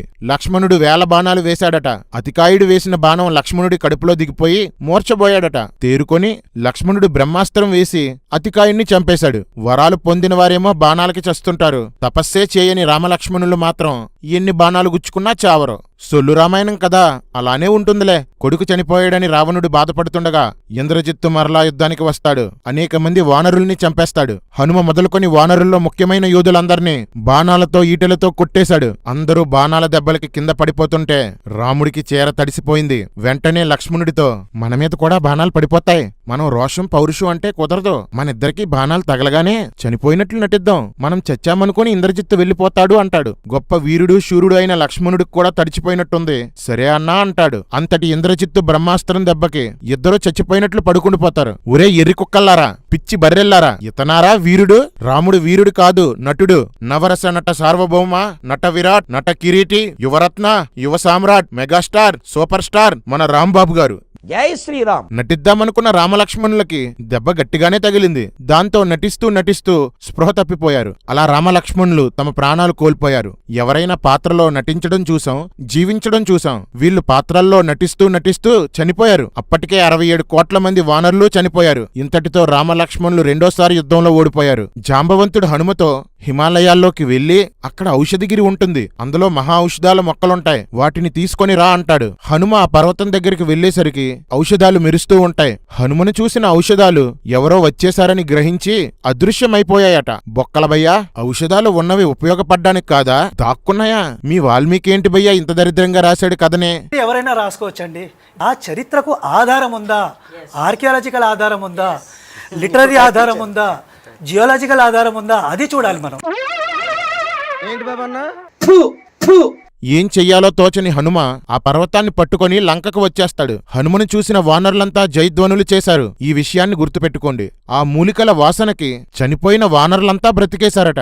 రామలక్ష్మణులు కూడా బ్రతికేశారట. రాముడు వానరుల్ని కాపాడడం కాదు, వానరులే రాముణ్ణి బ్రతికించారు. రామా, ఒక్కనే సాధించేస్తానంటూ కబుర్లు చెప్పడం కాదు, కాసంత మ్యాటర్ కూడా ఉండాలి. మరి రామాయణంపై కొత్త సినిమా తీస్తే చచ్చిన వీరుడు, బ్రతికించిన వానరుడు. జై శ్రీరామ్. ఆ మూలికల వాసనకు చనిపోయిన రాక్షసులు కూడా బ్రతికేయాలి కదా అని మనకు డౌట్ వస్తుంది. కాబట్టి కథా రచయిత అయిన వాల్మీకి ఇక్కడ ఒక సొల్లు చెప్పాడు. రావణుడి పరువు పోతుందని రావణుని సైనికులు చనిపోయిన రాక్షసులందరినీ సముద్రంలో పడేశారట. ఒరే పిచ్చి కుక్కలో, అంత యుద్ధం జరుగుతుంటే కోట్ల మంది రాక్షసుల్ని ఎవరు పడేశారు, ఎప్పుడు పడేశారు? ఒరే ఇది ఉత్తమ రామాయణం కాదురా, ఉత్తరామాయణం, చెత్త రామాయణం. జై శ్రీరామ్. రామాయణం మహాభారతంలో నేను తీసే అతి చెత్త సినిమాలు కానీ ఎక్కువ లొసుగులు ఉన్నాయని నా ఫీలింగ్. ఈ లోపు వానరులు కాగడాలు తీసుకుని లంకంతా తగలబెట్టేశారు. 1000 ఇల్లు వస్తువులు కాలిపోయాయి. మరి సీత కూడా కాలిపోతే ఏం చేస్తారా? కోతులకు బుద్ధి ఉండదని హనుమ చెప్పాడు కదా, అంతేలే. అప్పుడు లంకలోని వారి ఆర్తధ్వనులు 120 కిలోమీటర్ల దూరం వినిపించాయట. ఒరే ముష్టి ముదుగొండ, 120 కిలోమీటర్ల అవతల ఉన్నవాడెవడు విన్నవాడెవడు? చుట్టూ సముద్రమే కదా. అసలు లంకలో అంతమంది రాక్షసులు వానరులు ఎలా పట్టారా? మీ రామాయణంలో లెక్కల్లేవురా, అన్నీ బొక్కలే. అంతలో సుగ్రీవుడు కుంభుడు అనే రాక్షసుడితో యుద్ధం చేస్తూ అతని సముద్రం అడుగు భాగానికి విసిరేశాడు. అందువల్ల ఎగసిన సముద్రం వింధ్యా పర్వతాల వరకు వెళ్లిపోయిందట. అంటే కేరళ, తమిళనాడు, ఆంధ్ర, కర్ణాటక అన్నీ మునిగిపోయాయా? మొత్తం పోయారా? ఇది మామూలు సొల్లు కాదు భయ్యా, పరమసొల్లు. అంతలో కరుడి కొడుకైన మకరాక్షసుడు యుద్ధానికి వస్తాడు. రాముడితో ఈ రోజు నిన్ను నేను చంపి తీరుతానంటాడు. అప్పుడు శ్రీరామచంద్ర ప్రభులు వారు నవ్వుతూ, శక్తికి మించిన హెచ్చు మాటలు ఎలా వృధాగా పలుకుతావు? రణరంగాన విజయం ప్రగల్భాలతో రాదు, యుద్ధ పటిమతో వస్తుంది అంటాడు. అబ్బబ్బబ్బబ్బా, ప్రతిసారి నేను ఇది చేయగలను అది చేయగలను అని ప్రగల్భాలు పలికి ఒంటి నిండా బాణాలు వేయించుకొని కింద పడి దొరిలే రాముడు సూక్తులు చెప్తున్నాడు చూడండి. రామా, నువ్వు శక్తిగల రాముడివి కాదు, సుత్తి చెప్పే రాముడివి. రాముడు మకరాక్షసుడు బాణాలు వేసుకుంటుంటే 4 దిక్కులు బాణాలతో నిండిపోయాయట. రాలిపోయిన బాణాలతో నేలంతా కప్పబడిపోయిందట. మొత్తానికి రాముడు మకరాక్షసుని చంపేస్తాడు. ఇంద్రజిత్తు మళ్లీ యుద్ధానికి బయలుదేరే ముందు బలులు ఇచ్చి దేవతల్ని, దానవుల్ని, అగ్నిని ప్రసన్నం చేసుకుంటాడు. ఎలాగెలగా దేవతలకి, అగ్నికి బలులిచ్చేసరికి ఇంద్రజిత్తు పార్టీలోకి చేరిపోయారా? రే, ఎవడికి నీతి లేదురా మీకు? అగ్నిదేవుని ఆశీస్సులతో యుద్ధానికి వచ్చిన ఇంద్రజిత్తు బంగారు బాణాలతో అన్నదమ్ముల శరీరమంతా కొట్టాడు. రక్తాలు కారుతుంటే మళ్లీ మళ్లీ బాణాలు వేశాడు. రక్తసిక్తమైన అన్నదమ్ములు బాగా పూసిన మోదుగు చెట్టులా ఉన్నారట. ఏం పోలికరా బాబు వాల్మీకి! అంతట రాముడు నా అస్త్రాగ్నితో ఇంద్రజిత్తుని రణరంగంలో చంపుట తథ్యం అంటాడు. కాని ఇంద్రజిత్తుని రాముడు చంపడు. రామా, ప్రగల్భాలని వీటినే అంటారు. నువ్వు పావన రాముడివి కాదు, ప్రగల్భాల రాముడివి. ఇంద్రజిత్తు మాయాసీతను సృష్టించి రథం మీద ఎక్కించుకొని అందరి ముందుకి తీసుకువస్తాడు. ఆమె నిజం సీత అనుకొని హనుమ ఏడుస్తాడు. మాయాసీతని ఇంద్రజిత్తు నరికి చంపేస్తాడు. హనుమ బాధతో వెళ్లి ఆ విషయాన్ని రాముడికి చెప్తాడు. విన్న రాముడు వెంటనే కింద పడిపోయాడట. ఒరే కుక్కల్లారా, ఎర్రిబత్తాయిల్లారా, మాయాలేడిని చూసి సీత ఆశపడమేంటి? ఆ మాయాలేడి వెనక రాముడు వెళ్లడమేంటి? మాయారాముణ్ణి చూసి సీత యాడ్డమేంటి? మాయాసీత కోసం రాముడు యాడ్డమేంటి? నిజానికి మాయకి తేడా తెలియని వాళ్ళు దేవులురా మీకు? మీరంత ఎర్రోళ్ళు కాబట్టే మాయాబాబాలు మిమ్మల్ని ఏల్తున్నారా పిచ్చి కుక్కల్లారా. విషం నిజంగా చాలా మంచిదండి. నాకు అర్థం కాలేదు సార్. ఏడుస్తున్న రాముడి దగ్గరికి విభీషణుడు వచ్చి అది మాయాసీత అని చెప్తాడు. రాక్షసులకు ఉన్న జ్ఞానం రాముడు సీతలకు లేదు, అన్నీ ఎరిగినవాడంటూ రాముడికి మాత్రం పొగడతలు. లంకలోనికి వెళ్లిపోయిన ఇంద్రజిత్తు మళ్లీ యజ్ఞం ప్రారంభించాడు. విభీషణుడు రామలక్ష్మణులతో యజ్ఞం మధ్యలోనే అతన్ని చంపాలి, లేకుంటే అతన్ని మీరు చంపలేరు అంటాడు. మునులు యజ్ఞాలు చేస్తుంటే రాక్షసులు అడ్డుపడుతున్నారని రాముడు చంపాడు. ఇప్పుడు ఇంద్రజిత్తు యజ్ఞం చేస్తుంటే ఆ యజ్ఞాన్ని మధ్యలోనే ఆపేయడానికి రాముడు ప్రయత్నిస్తున్నాడు. రాముడికి రాక్షసుడికి తేడా ఏముంది? యుద్ధరంగంలో లేనివాడితో యుద్ధం చెయ్యొచ్చా? ఇది ఏ విధంగా ధర్మం చెప్పండ్రా? ఇంతకు ముందే ఇంద్రజిత్తుని నేను చంపుతానని చెప్పిన రాముడు సిగ్గు లేకుండా లక్ష్మణుడితో వెళ్లి ఇంద్రజిత్తుని చంపు అని చెప్తాడు. లక్ష్మణుడు యుద్ధానికి రావడంతో ఇంద్రజిత్తు మధ్యలోనే యజ్ఞాన్ని వదిలి యుద్ధానికి బయలుదేరతాడు. హనుమంతుడి భుజంపై లక్ష్మణుడు కూర్చొని యుద్ధం ప్రారంభించాడు. ఇంద్రజిత్తుతో లక్ష్మణుడు ఇక నీ పని అయిపోయింది అంటాడు. అంతలోనే ఇంద్రజిత్తు వేసిన బాణాలకి లక్ష్మణుని ఒళ్లంతా రక్తసిక్తమైపోయింది. లక్ష్మణుడు వేసిన బాణాలు ఇంద్రజిత్తుకు తగిలాయి. 7 బాణాలు లక్ష్మణుడికి, 10 బాణాలు హనుమకి. సరిపోయింది. హీరో విలన్ కొట్టుకుని కమెడీని చంపేసినట్టు నా మీద పడతారేంటి? 100 బాణాలు విభీషణుడికి ఇంద్రజిత్తు వేశాడు. ఇంకా 1000 బాణాలతో వాళ్ళను కొట్టాడట. దానితో లక్ష్మణుడి కవచం పగిలిపోయిందట. ఇద్దరూ విపరీతంగా బాణాలు వేసుకుని రక్తాలు కార్చుకుంటున్నారు. వాళ్ళ బాణాలు ఆకాశమంతా కప్పేసి ఆ ప్రాంతమంతా చీకటిగా అయిపోయిందట. ఒకరికి ఒకరు కనిపించలేదట. అసలు సిసలైన సొల్లురా ఇది. ఇద్దరి రక్తం కాలవలు కట్టిందట. లక్ష్మణుడు ఇంద్రజిత్తు రథసారథిని చంపేశాడు. అప్పుడు ఇంద్రజిత్తు రథం తోలుతుంటే లక్ష్మణుడు బాణాలు వేసేశాడు. ఇద్దరూ శరీరం నిండా బాణాలు గుచ్చుకొని మొక్కలతో నిండిన పర్వతంలా ఉన్నారట. వాల్మీకి, నీకు సాటి ఎవడు? హనుమంతుడు భుజాల మీద ఉన్న లక్ష్మణుణ్ణి కిందకు దింపి తను కూడా యుద్ధం ప్రారంభించాడు. ఇంద్రజిత్తు లక్ష్మణుడితో యుద్ధం చేస్తుండగా 4 వానర ప్రముఖులు ఇంద్రజిత్తు గుర్రాలపై దాడి చేసి వాటిని చంపేశారు. రే ఎర్రి పుష్పాలు, ఇద్దరు యుద్ధం చేసుకుంటే మధ్యలోకి రావడం సనాతన ధర్మం కాదురా. యుద్ధంలో ఓడిపోతామనే భయంతో ధర్మం తప్పుతారా? ధర్మం తప్పిన వానరుల్ని ఇప్పుడు దేవుళ్ళుగా పూజిస్తారా? మీ సున్నాతన ధర్మంలో మీతో సహా అందరూ ధర్మం ధర్మం అనడమే గాని ఎవ్వడూ దాన్ని పాటించడరా. మీరు మీ దేవుళ్లే పాటించని ధర్మం మాకెందుకురా పిచ్చికొక్కల్లారా? ఈ దరిద్రం మాకు అక్కర్లేదు. అలాంటి పరిస్థితుల్లో కూడా ఇంద్రజిత్తు రథాన్ని దిగి లక్ష్మణునితో యుద్ధం చేయడానికి పరిగెత్తుకొని వస్తాడు. ఇదిరా హీరోయిజం అంటే. రామాయణంలో రాముడు లక్ష్మణుడు ప్యూర్ వేస్ట్ క్యాండిడేట్స్. ఇంద్రుడైతే నెంబర్ 1 బోకు, కానీ ఇంద్రజిత్తు మాత్రం హీరో. నాన్న పందులే గుంపుగా వస్తాయి, సింహం సింగిల్ గా వస్తుంది. అందర్నీ దాటుకొని కోటలోకి వెళ్లి రథం తెచ్చుకొని మళ్లీ యుద్ధానికి సిద్ధమవుతాడు. మళ్లీ అదృశ్యంగా యుద్ధం చెయ్యకుండా ఇలా ఎందుకు చేస్తున్నాడో, యజ్ఞం మధ్యలో వచ్చినంత మాత్రాన ఎప్పుడో పొందిన వరం పోదు కదా. ఏంటో లాజిక్ సెట్ అవడం లేదు. అయినా తొక్కలో రామాయణానికి లాజిక్ ఏంట్లే, ఇది సొల్లు పురాణం కదా. లక్ష్మణుడు అనేక బాణాలతో ఇంద్రజిత్తును కొట్టాడు. 10 బాణాలతో ఇంద్రజిత్తు లక్ష్మణుణ్ణి కొట్టాడు. అవి లక్ష్మణుడి కవచానికి తగిలి కింద పడిపోయాయట. ఒరే ఎర్ర పుష్పాలు, ఇందాకే కదరా లక్ష్మణుని కవచం పగిలిపోయింది, మళ్ళీ ఇదెక్కడి నుండి వచ్చిందిరా? శివశక్తి వాళ్ళు ఇచ్చారా, హిందూ జనశక్తి వాళ్ళు ఇచ్చారా? అంతటి ఇంద్రజిత్తు 3 బాణాలు లక్ష్మణుని నుదుటిలో దింపేశాడట. అప్పుడు లక్ష్మణుడు 3 శిఖరాలు గల పర్వతంలా కనిపించాడట. కర్మరా, మన కర్మరా ఇదంతా.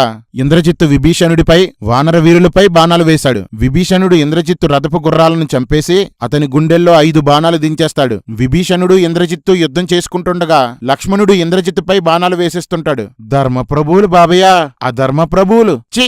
ఇలా అధర్మయుద్ధం చేస్తున్న లక్ష్మణుణ్ణి సురులు గంధర్వులు రక్షిస్తున్నారట. అంతేలే, దొంగలు ఒకటే కదా. ఇక్కడ ఇంత సీరియస్ గా యుద్ధం జరుగుతుంటే లక్ష్మణుడు మంచి జోకేస్తాడు. ఓ బాణమా, శ్రీరాముడు నిజంగా పరాక్రమంలో సాటిలేనివాడే అయితే ఇంద్రజిత్తుని చంపు అంటాడు. బాణం వెళ్లి ఇంద్రజిత్తు తలను ఖండిస్తుంది. ఓ పిచ్చిలచ్చా, ఆ ఇంద్రజిత్తే రాముణ్ణి 3 సార్లు బాణాలు వేసి పడుకోబెట్టాడు. బాణానికి వినపడదు కాబట్టే ఇంద్రజిత్తు చనిపోయాడు. అదే వినపడి ఉంటే మీ అన్న యుద్ధంలో సాటిలేనివాడు కాదు బాబు, కాబట్టి నేను వెళ్లి చంపను అనుండేది. మొత్తానికి 3 పగళ్ళు 3 రాత్రులు ఆగకుండా యుద్ధం చేసి లక్ష్మణుడు ఇంద్రజిత్తుని చంపేశాడు. వానరులంతా గెంతుతూ తోకలను తిప్పి తిప్పి నేలకు కొడుతూ లక్ష్మణునికి జయధ్వనులు పలికారట. అన్న, బుర్రలో బాణాలు దిగిపోయిన యుద్ధం ఎలా చేస్తారు? చేస్తారా, ఇది సొల్లు రామాయణం కదా, ఏదైనా చేస్తారు. రాముడు లక్ష్మణుణ్ణి కౌగిలించుకొని ఇంద్రజిత్తు చనిపోతే ఇక నేను గెలిచినట్లే, రావణుడు ఓడినట్టే, నా మహాబలంతో అవలీలగా వాణ్ణి చంపేస్తా అని ఆనందపడిపోతాడు. ఇంద్రజిత్తు అంత గట్టిగా పోయించాడన్నమాట రాముడికి. జై శ్రీరామ్. పోయాడా? లేదు, పోసాడు. అవలీలగా గెలుస్తానని కబుర్లు చెప్పాడు కదా, అవలీలగా గెలిచాడో ఆయాసపడుతూ గెలిచాడో తర్వాత చూద్దురుగాని. రాముడు సుషేనుణ్ణి పిలిచి వెంటనే స్వస్థపడేలా చికిత్స చెయ్యి అంటాడు. లక్ష్మణుని ముక్కు దగ్గర ఒక ఔషధం పెట్టాడట. దానివల్ల లక్ష్మణుని బాధలన్నీ పోయాయి. ఓకే, గాయములు పూర్తిగా మానిపోయాయి. వాట్, బాణపు గుర్తులు కూడా మాయమైపోయాయి. అప్పుడు అందరూ బాగు అన్నారట. బాగు కాదురా, సొల్లు అనాలి. ఏంట్రా, మచ్చలు కూడా పోయాయా? ఏంట్రా ఆ వైద్యం? ఎక్కడ పెట్టారా ఆ మూలికలు? మచ్చలు మట్టుమాయం అవడం కాదురా, మిమ్మల్ని మట్టు పెట్టాలి. ఎదవ సొల్లు మీరుని. ఇంద్రజిత్తు చనిపోయిన వార్త విని రావణుడు, గాయస్ మూర్చబోయాడు. అశోకవనంలో ఉన్న సీత, నేను ఆ రోజే హనుమంతుడితో వెళ్లిపోతే భర్తతో ఉండేదాన్ని, బుద్ధిలేని పని చేశాను అని బాధపడుతుంది. ఈ రామాయణంలో ఎవరికి మాత్రం బుద్ధి ఉందలే. ఇక రావణుడు మంచి ముహూర్తం పెట్టుకుని యుద్ధానికి బయలుదేరతాడు. రాముడు ముహూర్తం పెట్టుకుని యుద్ధానికి వచ్చాడు, రావణుడు ముహూర్తం పెట్టుకుని యుద్ధానికి వచ్చాడు. ఇప్పుడు ఎవరు గెలవాలి? ముహూర్తం వలన రాముడు గెలిస్తే రాముడిలో ఏమీ లేదనమాట. ముహూర్తమే గొప్పదైతే రావణుడు కూడా ఓడిపోకూడదు. ఏమంటారు చాగంటి గారు? ఇక రాముడు రావణుడు యుద్ధరంగంలో అడుగు పెడుతున్నారు. రాముడు రాక్షసులపై బాణాల పరంపర మొదలుపెట్టాడు. బాణాలు కనిపించేవి గాని రాముడు కనిపించేవాడు కాదట. రాక్షసులకి ఎక్కడ పడితే అక్కడ రాముళ్ళు కనిపిస్తే రాక్షసులే పొడి చేసుకునేవారట. అన్నా, సొల్లు పెరిగిపోయినట్టుందేటి? రాముడి ఎంట్రయ్యాడ్రా. ప్రోమాక్స్ సొల్లు లోడింగ్. 18,000 ఏనుగులు, 10,000 రథాలు, 14,000 గుర్రాలు, 2 లక్షల మంది రాక్షసుల్ని గంటలో చంపేశాడట. అంటే ఒక్క సెకనికి 47 బాణాలు వెయ్యాలి. మరి సొల్లు మ్యాక్స్ అంటే ఇదే. చనిపోయిన రాక్షసుల భార్యలు తమ భర్తల కోసం ఏడుస్తూ, రాముడు మన్మధుడిలా అందగాడు, సూర్యునిలా సమస్త ప్రాణుల మంచి కోసం పాటుపడేవాడు, అలాంటి అందగాడి దగ్గరికి శూర్పణఖ ఎందుకు వెళ్ళిందని శూర్పణఖను తిట్టుకుంటూ రాముణ్ణి పొగిడారట. వాల్మీకి భయ్యా, ఇప్పటి వరకు రాముడికి డబ్బా కొట్టి ఇక డబ్బాలు పగలగొట్టేశావా? భర్తని చంపిన వాడిని ఎవరైనా పొగుడుతారా? ఇంత దరిద్రంగా రాసుకున్నారేంట్రా మీ రామాయణాన్ని? రాక్షస స్త్రీలు రాముడు కబంధుణ్ణి చంపాడు, వాలి ఇంద్రుడికి పుట్టాడు అని చెప్పుకున్నారు. రాక్షస స్త్రీలకి ఈ విషయాలన్నీ ఎవడు చెప్పాడ్రా? ఇంత దరిద్రపు కథను రాసినందుకు మీరందరూ వెళ్లి ముందు వాల్మీకిని తన్నండి. ఈ కాసాయి వేసుకుంటే కోరికలన్నీ బయటకొస్తున్నాయంట బాబు. రావణుడు యుద్ధానికి బయలుదేరితే కాకులు గద్దలు అమంగళంగా అరిచాయట, నక్కలు కూసాయట, మేఘాల నుంచి రక్తం కురిసిందట, ఎడమ కన్ను ఎడమ భుజం అదిరాయట. ఏంట్రా మాకీ శకునాల గోల? రావణుడు బాణాలు వేసి 100 మంది వానరులను చంపేశాడు. రాముడు రావణుడు యుద్ధం ప్రారంభించారు. ఇద్దరూ బాణాలు వేసుకుంటున్నారు. ఇద్దరికీ గాయాలవుతున్నాయి. రావణుడు అనేక బాణాలతో రాముడి తల మీద కొట్టాడు. ఎన్ని బాణాలు తగిలినా రాముడు చలించలేదట. పాపం రాముడు తలకి కుష్టు వచ్చి ఉంటది, అందుకే స్పర్శ తెలియలేదు. రాముడు కూడా రావణుణ్ణి నుదుటి మీద కొట్టాడు. రావణుడు 10 బాణాలతో రాముణ్ణి కడుపులో కొట్టాడు, అయినా రాముడు చలించలేదట. అంటే రాముడి కడుపు కోమాల ఉందన్నమాట. రాముడు కూడా 10 బాణాలతో రావణుణ్ణి కొట్టాడు. వీరిద్దరూ యుద్ధం చేసుకుంటుంటే అంతలో లక్ష్మణుడు రావణుడి ధ్వజాన్ని 7 బాణాలతో ముక్కలు చేసి 5 బాణాలతో రావణుడి ధనుస్సు ముక్కలు చేశాడు. రథసారథిని కూడా చంపేశాడు. రామ లక్ష్మణులంత అధర్ములు ఇంకెవ్వరూ ఉండరు. అన్ని దొంగ యుద్ధాలే. అధర్మంగా ప్రవర్తించడమే సనాతన ధర్మం అన్నమాట. రామలక్ష్మణుల్లారా, మీవి ఒక బతుకులేనా? నీతి న్యాయాలు తప్పని వారమని ఎందుకు అబద్ధాలు చెప్పుకుంటారు? వాళ్ళు చెప్పినట్లు బూడిద కమ్మిన నిప్పు రాముడు, గడ్డిపరిచిన బావి రాముడు, సనాతనం అడ్డుపెట్టుకుని సన్నాసితనాన్ని చూపే మోసగాడు రాముడు. జై శ్రీరామ్. అంతలో మరోవైపు నుండి విభీషణుడు వచ్చి రావణుని రథ గుర్రాలను చంపేశాడు. చేతగాక రామలక్ష్మణులు రాజ్యం కోసం విభీషణుడు ధర్మం తప్పి యుద్ధం చేశారు. విభీషణుడు ధర్మాత్మునిగా ఉండాలని వరం పొందాడు. ఇదేనా ధర్మము? నిజంగా వీళ్లు పాటించిందే ధర్మమైతే అలాంటి ధర్మాన్ని నేను బాత్రూంలో టిష్యూ పేపర్ గా కూడా వాడను. అంతట రావణుడు లక్ష్మణుడిపై శక్తి బల్లాన్ని మంత్రించి విసురుతాడు. అప్పుడు రాముడు, ఓ బల్లెమా, లక్ష్మణుని ప్రాణం తీయకు అన్నాడట. మాడావు పంచైరా, నేను వెనకాల నుంచి దించేస్తుంటాను. ఓ బల్లెమా, లోపలికి వెళ్ళకు అని చెప్పరా. ఆ బల్లెం వెళ్లి లక్ష్మణుడి గుండెల్లో దిగి నేలకు నాటేసింది. లచ్చా బాగా తీరింది. రాముడు బల్లాన్ని లాగి విరుస్తుంటే వెనక నుండి రావణుడు రాముని అన్ని అవయవాల్లోనూ బాణాలు దించేశాడు. అప్పుడు లక్ష్మణుణ్ణి సుగ్రీవునికి హనుమకు అప్పగించి, మీరు ఇతన్ని చూసుకోండి, నేను రావణుణ్ణి చంపుతా. రావణుడో రాముడో ఒక్కరే ఉంటాం. ఈ రోజు జగదేక వీరుణ్ణైన నా ప్రతాపాన్ని తరతరాలు కథలుగా చెప్పుకునేలా యుద్ధం చేస్తా అంటాడు. బొంగేం కాదు, ముందు గుద్ద మీద గుచ్చుకున్న బాణాలు పీక్కో. జై శ్రీరామ్. వెంటనే రాముడు అనేక బాణాలు రావణుడిపై వేస్తే బాణాల దాటికి తట్టుకోలేక రావణుడు పారిపోయాడు. బల్లెంగుచ్చుకున్న లక్ష్మణుడు సర్పంలా కొట్టుకుంటున్నాడు. అది చూసి రాముడు, లక్ష్మణుడు చచ్చిపోతే నేను బ్రతకను, నాకు సీత వద్దు ఏం వద్దు అంటూ కిందపడి అటూ ఇటూ దొర్లుతున్నాడు. ఏడ్చేవాడు దేవుడు ఏంటండి? దొరలండి, ప్రాణం తీయకోని బల్లెంతో చెప్పి లక్ష్మణుడు చనిపోతే అని ఎందుకన్నావు రామా? నీ మీద మాకు ఎలాగూ నమ్మకం లేదు, నీ మీద కూడా నీకు నమ్మకం లేదా? సుశేషనుడు హనుమను ఔషధ పర్వతం దగ్గరికి పంపాడు. ఒరే పిచ్చి కుక్కలు, మచ్చలు కూడా మటుమాయించేసే మూలికలు ఆల్రెడీ ఉన్నాయి కదరా, మళ్ళీ ఔషధాలు ఎందుకురా? పర్వతం దగ్గరకు వెళ్లిన హనుమ ఔషధాలను గుర్తించలేకపోయాడట. ఏం చెయ్యాలో తెలియని పరిస్థితుల్లో హనుమకు చక్కటి ఆలోచన తట్టిందట. పర్వత శిఖరాన్ని చేతులతో ఎత్తి తీసుకువచ్చేశాడట. అది చూసిన వానరులు రాక్షసులు ఆశ్చర్యపోయారట. ఒరే కర్రీ, రే లంబడి, రే తేడామాడా, ముందొకసారి పర్వతం తెచ్చిన వాడికి మరలా చక్కటి ఆలోచన తట్టడం ఏంట్రా? ముందుసారి పర్వతం తేవడం అందరూ చూసిన తర్వాత కూడా మళ్ళీ ఆశ్చర్యపోవడం ఏంట్రా? ముందు పర్వతం తెచ్చిన విషయాన్ని వాల్మీకి రాసి మర్చిపోయాడురా, అందుకే రెండోసారి ఇలా రాశాడు. రామాయణం కల్పితమని మీ అందరికీ తెలుసురా మతోన్మాద కుక్కల్లారా. డబ్బు కోసం, రాజకీయ లబ్ధి కోసమే కదరా ఈ నక్కజిత్తులన్నీ. మీ నక్కల బొక్కలన్నీ విరిచి తీరుతాను. లక్ష్మణుడు తిరిగి బ్రతకడం సినిమా వాళ్ళు తీస్తున్నారు గాని రాముడు బ్రతకడం ఎందుకు తీయట్లేదురా? దశరథ రాముడు దద్దమ్మ రాముడని అందరికీ తెలిసిపోతుందనా?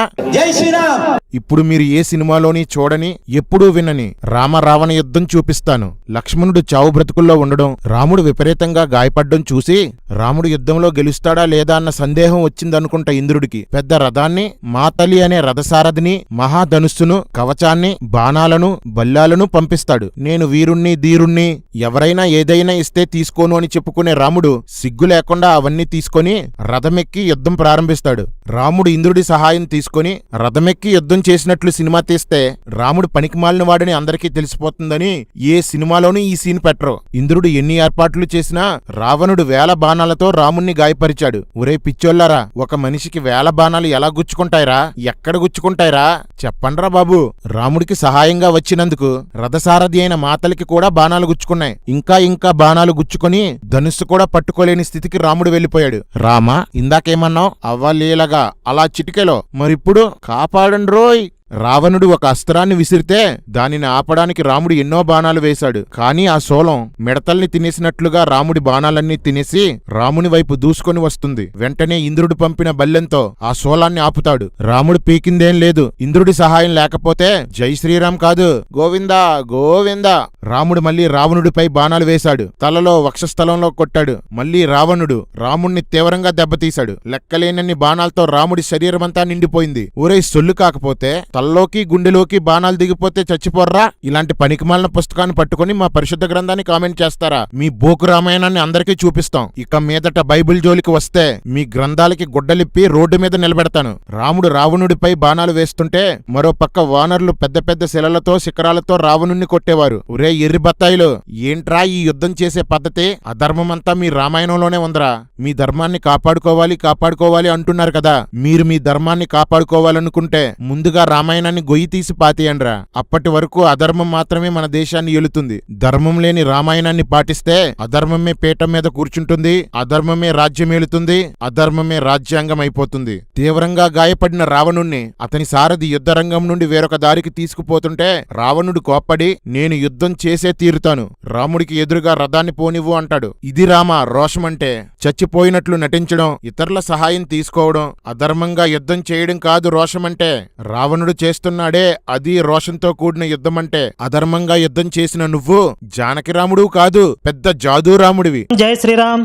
రాముడు రావణుణ్ణి చూసి విషసర్పం దృష్టిలో పడ్డ మనిషి చచ్చినట్లు నా దృష్టిలో పడ్డ రావణుడు చచ్చి తీరుతాడు అని రాముడంటాడు. తనని తాను విషసర్పంతో పోల్చుకున్న రాముడు జై శ్రీరామ్.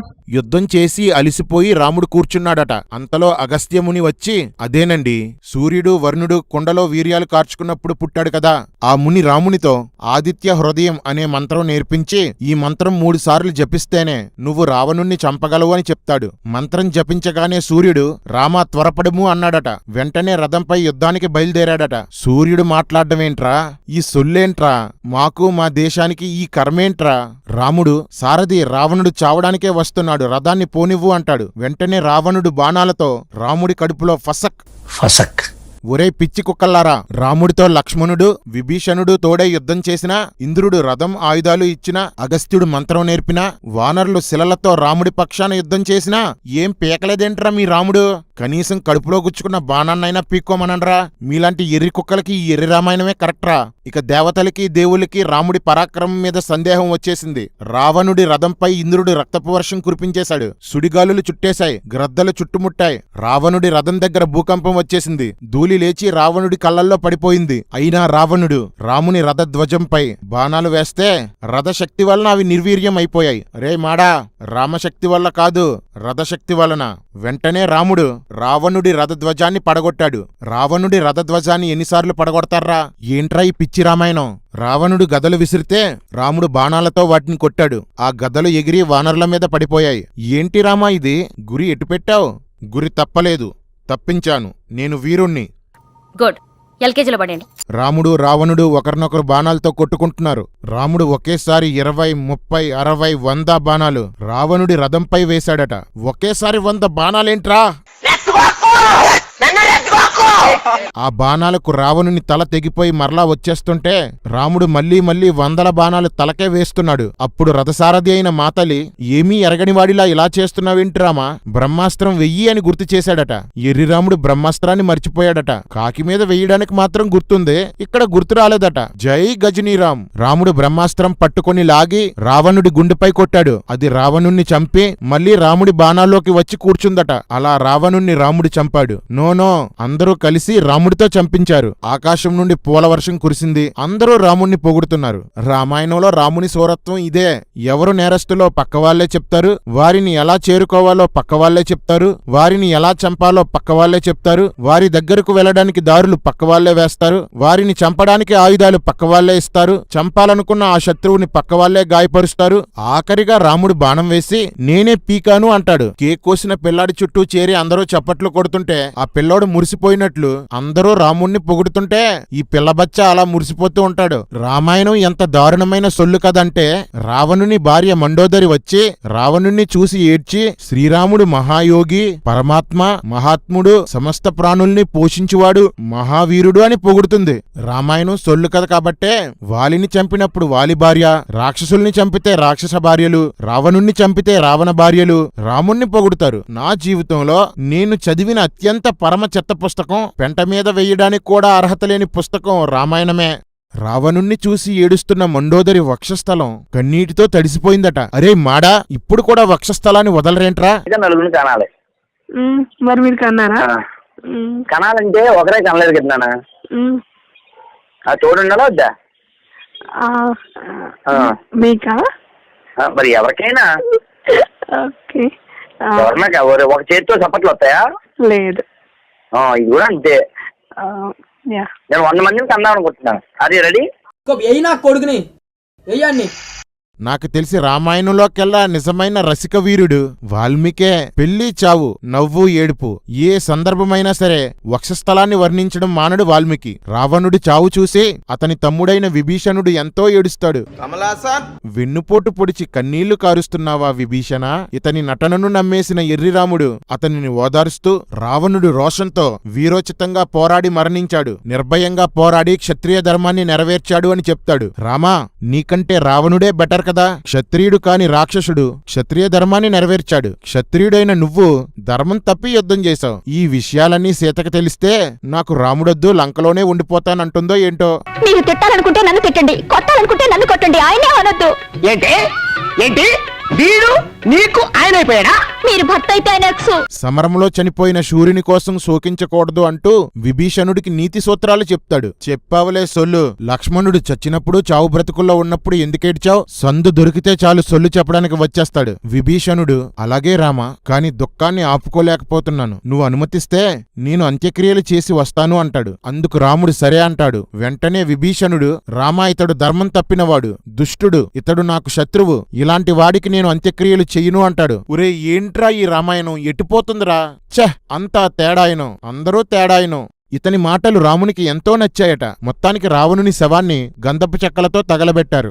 రాముడు విభీషణుడికి పట్టాభిషేకం చేస్తాడు. విభీషణుడు అనేక బహుమానాలు రాముడికిస్తే వాటిని తీసుకుంటాడు. అప్పుడు సీత దగ్గరికి హనుమను విభీషణుణ్ణి పంపుతాడు. అప్పటి వరకు రాముడికి సీత గొడవే లేదు. సీత స్నానం చేసి బాగా అలంకరించుకుని రావాలి అని చెప్తాడు. సీత దగ్గరకు హనుమ వెళ్ళినప్పుడు నేను ఉన్న పలంగా రాముణ్ణి చూడాలి అంటుంది. కాని హనుమ ఒప్పుకోడు. ఇక తప్పక సీత స్నానం చేసి అలంకరించుకొని వస్తుంది. ఈగో టన్నుల్లో ఉన్న రాముడు కొంతకాలం రావణుడి ఇంటిలో ఉన్న ఈమెను నేను స్వీకరిస్తే లోకస్తులు నింద వేస్తారేమోనని చింతించడం మొదలుపెట్టాడు. బంగారు లేడి నిజమైనదో కాదో తెలియక దాని వెంటపడి సీత అపహరించబడేలా చేసిందెవరు? అందుకు జనాలు నిన్ను తిట్టుకున్నా పర్లేదు. సీతను రావణుడు ఎత్తుకుపోతే తిరిగి తెచ్చుకోవడానికి సంవత్సరం పట్టిన చేతకాని దద్దమ్మ అని జనం అనుకున్నా పర్లేదు. ఒంటరిగా యుద్ధం చెయ్యలేక అనేక మంది సహాయం తీసుకున్న బలహీనుడు అని అందరూ అనుకున్నా పర్లేదు. సీతను తీసుకువెళ్తే మాత్రం నింద వచ్చేస్తుందా? నువ్వు హీరో రాముడు కాదు, హీనరాముడివి. జై శ్రీరామ్. సీత వస్తే రాముడు ఆమె మొహం కూడా చూడలేదు. రాముడికి సీత మీద ఆసక్తి తగ్గిపోయిందని అందరూ అనుకున్నారు. రాముడు సీతతో, యుద్ధంలో శత్రువుని జయించి ఒక పరాక్రమశీలుడు చేయాల్సిన పనిని నేను పూర్తి చేశాను, నీకోసం ఇది చెయ్యలేదు. నా ప్రతాపాన్ని లోకానికి చూపించాలనుకున్నాను, చూపించాను అంటాడు. సీత ఏడుస్తుంటే రాముడికింకా కోపం పెరిగిపోయింది. ఇంతకాలం ఎవరో ఇంట్లో ఉన్న నీ మీద నాకు సందేహం ఉంది. నిన్ను రావణుడు ఒడిలో కూర్చోబెట్టుకుని తీసుకువెళ్లాడు. మాలాంటి పెద్ద వంశస్థులు నీలాంటి దాన్ని చేర్చుకోరు. కాబట్టి ఎక్కడికైనా వెళ్ళిపో, నాకు నీ మీద ఆసక్తి లేదు. ఇంత అందగత్తె అయిన నిన్ను చూసి రావణుడు ఏం చేశాడో ఏంటో అంటాడు. సీత ఏడుస్తూ, నిమ్నజాతి స్త్రీలలో కొందరు ఇలానే ఉంటారు, అది వాళ్ళ స్వభావం అంటుంది. నిమ్న శ్రేణి అంటే తక్కువ కులానికి చెందినవారు. తక్కువ కులం వారంటే సీతకు అంత చులకనా? తక్కువ కులం వారు ఇలా హీనంగా మాట్లాడుకుంటారా? తక్కువ కులం వాళ్లే భార్యను అనుమానిస్తూ మాట్లాడతారా? తక్కువ కులంలో స్త్రీలు పక్కోడితో పడుకుంటారా? బ్రాహ్మణురాలైన అహల్య ఇంద్రుడితో పడుకోలేదా? ఎవరికి చెప్తున్నారా మీ సొల్లు కబుర్లు? రామాయణం ఇతిహాసం కాదు, తక్కువ కులాలపై బ్రాహ్మణులు చేసిన అపహాసం. నేను చిన్న వయసులో ఉండగానే నువ్వు పెళ్లి చేసుకున్నావు, నేను అయోనిజను అంటుంది. అయోనిజ అంటే యోనిలో నుంచి జన్మించినది కాదు అని అర్థం. ఒరే కర్రీ, నీ సీతేంట్రా యోని, స్తనాలు, కుచాలు అంటూ బూతులు మాట్లాడుతుంది? మతోన్మాదులంతా ఎందుకింత బూతు పనులు చేస్తుంటారనుకున్నాను. మీ దేవుళ్ళు దేవతలు పలికేవి గెలికేవి బూతులే కాబట్టి ఇలా తయారయ్యారా మీరు. సీత ఇక బ్రతకడం అనవసరమని లక్ష్మణ చితిని నిర్మించు అంటుంది. లక్ష్మణుడు రాముని ముఖం చూడగానే అతని ఆంతర్యం అర్థమైందట. వెంటనే చితిని పేర్చి వెలిగించాడు. నేను పవిత్రురాలిని అయితే అగ్నిదేవుడు నన్ను రక్షించునుగాక అని అగ్నిలో దూకేసింది. ఇక్కడ ఎర్రిపప్పలు ఎవర్రా అంటే వానరులు. చచ్చి సీత కోసం యుద్ధం గెలిస్తే సీత అగ్నిలో దూకేసింది. ఇక్కడ ఒకసారి ఆగుదాం. అసలు సీత ఎవరు? పూర్వజన్మలో సీత పేరు వేదవతి. ఆమె తపస్సు చేస్తుంటే రావణుడు ఆమెను చూసి మోహించి బలవంతం చెయ్యడానికి ఆమె జుట్టు పట్టుకుంటాడు. అప్పుడు వేదవతి తన చేతిని కత్తిగా చేసి జుట్టు కత్తిరించేసుకుంటుంది. తన తపశ్శక్తితో చితిని మండించి, నేను ఇప్పుడే నిన్ను భస్మం చేయగలను, కానీ చెయ్యను, వచ్చే జన్మలో నా వల్లనే నువ్వు చస్తావని శపించి అగ్నిలో దూకేస్తుంది. సీతక్క, అప్పుడే భస్మం చేస్తే ఈ గొడవే లేదు కదా. నువ్వు ఆ జన్మలోనూ ఈ జన్మలోనూ కూడా అంతే అక్క. చనిపోయిన వేదవతి అనేక మంది మొగుళ్ళు గల భూమికి పుడుతుంది. ముందు జన్మలో రావణుడి వలన అగ్నిలో దూకితే ఈ జన్మలో రాముడి వలన దూకింది. ఇలా ఆలోచిస్తే రాముడి రంగు రావణుడి రంగు ఒకటే. రాముడికి రావణుడికి ఇలాంటి ఎన్నో పోలికలున్నాయి. వీళ్ళిద్దరి మధ్య ఉన్న ఒకే ఒక్క తేడా ఏంటంటే రావణుడు వీరుడు, రాముడు వీరుడని అందరికీ చెప్పుకొని తిరుగుతుంటాడు. సీత అగ్నిలోకి దూకగానే కుబేరుడు, యముడు, ఇంద్రుడు, శివుడు, బ్రహ్మ అందరూ రాముడి దగ్గరికి వచ్చారు. సీతను అగ్ని ప్రవేశం ఎందుకు చేయించావని అడిగారు. ఒరే ఎర్రి కుక్కల్లారా, లక్ష్మణుడు రాముడి ముఖం చూసి రాముని అంతర్యం తెలుసుకున్నాడు గాని మీ దేవుళ్ళెవరూ తెలుసుకోలేకపోయారా? అంటే మీరే కాదు మీ దేవుళ్ళు కూడా ఎర్రోళ్ళేనారా? వాల్మీకి రామాయణాన్ని ఆశ్రమంలో కూర్చొని రాసుండడురా, మెంటల్ హాస్పిటల్లో ఐసీయూలో కూర్చొని రాసుంటాడు. జై శ్రీరామ్. ఆ దేవుళ్ళందరూ చదువులేని వాడ్లా నీ భార్యను ఎందుకు వదిలేశావని అడుగుతారు. అంటే చదువులేని వాళ్ళు భార్యల్ని వదిలేస్తారా? రే కర్రీ, విడాకులిచ్చేది భార్యల్ని వదిలేసేది ఎక్కువగా చదువుకున్న వాళ్ళేరా. అయినా ఈ దేశంలో పామర్లెందుకున్నారా ఎర్రికుక్కలారా? మీరు పెట్టిన వర్ణ వ్యవస్థ వలన తక్కువ కులం వారు అనే పేరుతో అనేక జాతుల వారిని తొక్కి పామరుల్ని చేశారు. రాముడు తర్వాత అడవుల్లో సీతనెందుకు వదిలేశాడు? నిమ్న జాతివాడనా లేక సంకరంగా పుట్టాడనా? కరెక్ట్, ఇది కరెక్ట్ గా చెప్పావయ్యా. ఆ దేవుళ్ళంతా రాముడితో నువ్వు గొప్పోడివి, సృష్టికర్త అవతారానివి అని పొగుడుతుంటే నేను దశరథుని కొడుకైన సామాన్య మానవుణ్ణి అని నేననుకుంటున్నాను. నేనెవరో నాకు గుర్తు చెయ్యండి అంటాడు. రామా, నువ్వు గజనీవు కాదు, గజబిజినీవి. జై శ్రీరామ్. నా ప్రభువు 12 సంవత్సరాల వయసులో మాట్లాడుతూ నేను నా తండ్రి పని మీద ఉండాలి అంటాడు. ఆయన ఎవరో ఆయనకి తెలుసు. రాముడెవరో రాముడికి ఎన్నిసార్లు చెప్పినా అతనికి తెలీదు. రాముడెవరో రాముడికి తెలియకపోవచ్చు గాని ఈ వీడియో ద్వారా అందరికీ తెలుస్తుంది. డాక్టర్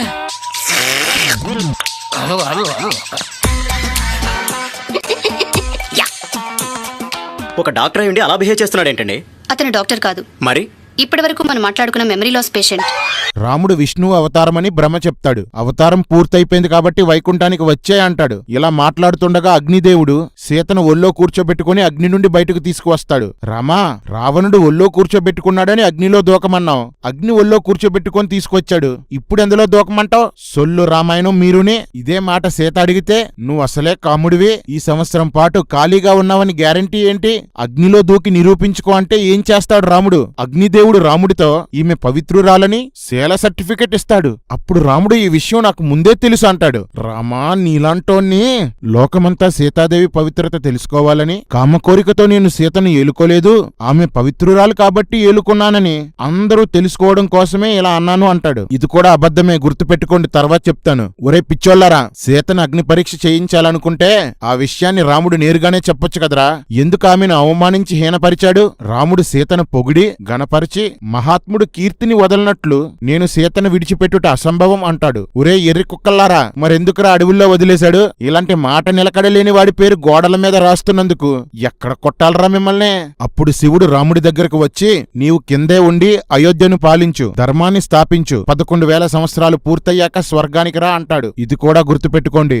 బ్రహ్మ స్వర్గం నుంచి దశరథుడిని పిలిపించి రామలక్ష్మణ సీతలతో మాట్లాడిస్తాడు. ఇప్పుడు సంతోషంగా ఉన్నాను అంటూ స్వర్గానికి వెళ్లిపోతాడు. దేవేంద్రుడు రాముడితో నీకేం కావాలని అడిగితే యుద్ధంలో చనిపోయిన వానరులందరినీ బ్రతికించు అని కోరతాడు. వెంటనే అందర్నీ బ్రతికించేస్తాడు. వాల్మీకి నీ సొల్లు రాతలకి హద్దులు లేవు, సరిహద్దులు లేవు. విభీషణుడు రాముడికి పుష్పక విమానం ఇస్తాడు. ఇంకా ఏం సహాయం కావాలి అని అడుగుతాడు. అందుకు రాముడు, విభీషణ, ఈ వానరులకు వస్త్రాలు, ధరించడానికి ఆభరణాలు, ధనము ఇచ్చి సత్కరించు అని చెప్తాడు. రామా, నీ డ్రామాలు సామాన్యులకి అందవు. ఒరే కర్రిగా, సహాయం పొందింది రాముడైతే విభీషణుడు కానుకలెందుకు ఇవ్వాలరా? ఇది రాముడి లంచం. ఆల్రెడీ లంక తగలడింది, చాలా ధనం కాలిపోయింది, సైనికులు చనిపోయారు. అలాంటి దారుణ స్థితిలో ఉన్న లంకపై విభీషణుడికి పట్టాభిషేకం చేసి ఇక లంకలో మిగిలిన మొత్తం ధనవంతా లాగేశాడు రాముడు. 10,000 కోట్ల మంది వానరులకి బట్టలు, బంగారం ఇచ్చి విభీషణుడు దివాలా తీసేలా చేశాడు. రాజ్యం కోసం విభీషణుడు, రాజ్యంలో ఉన్న రత్నరాశుల కోసం రాముడు, ప్లాన్లు. ఇలా సహాయం చేసిన విభీషణ్ణి దోచుకోవడం రా మీ ధర్మం.